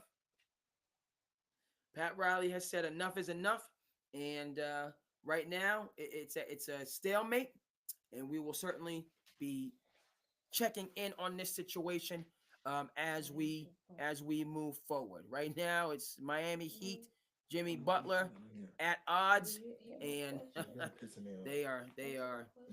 There is no end in sight. Yeah. But time being, we got some.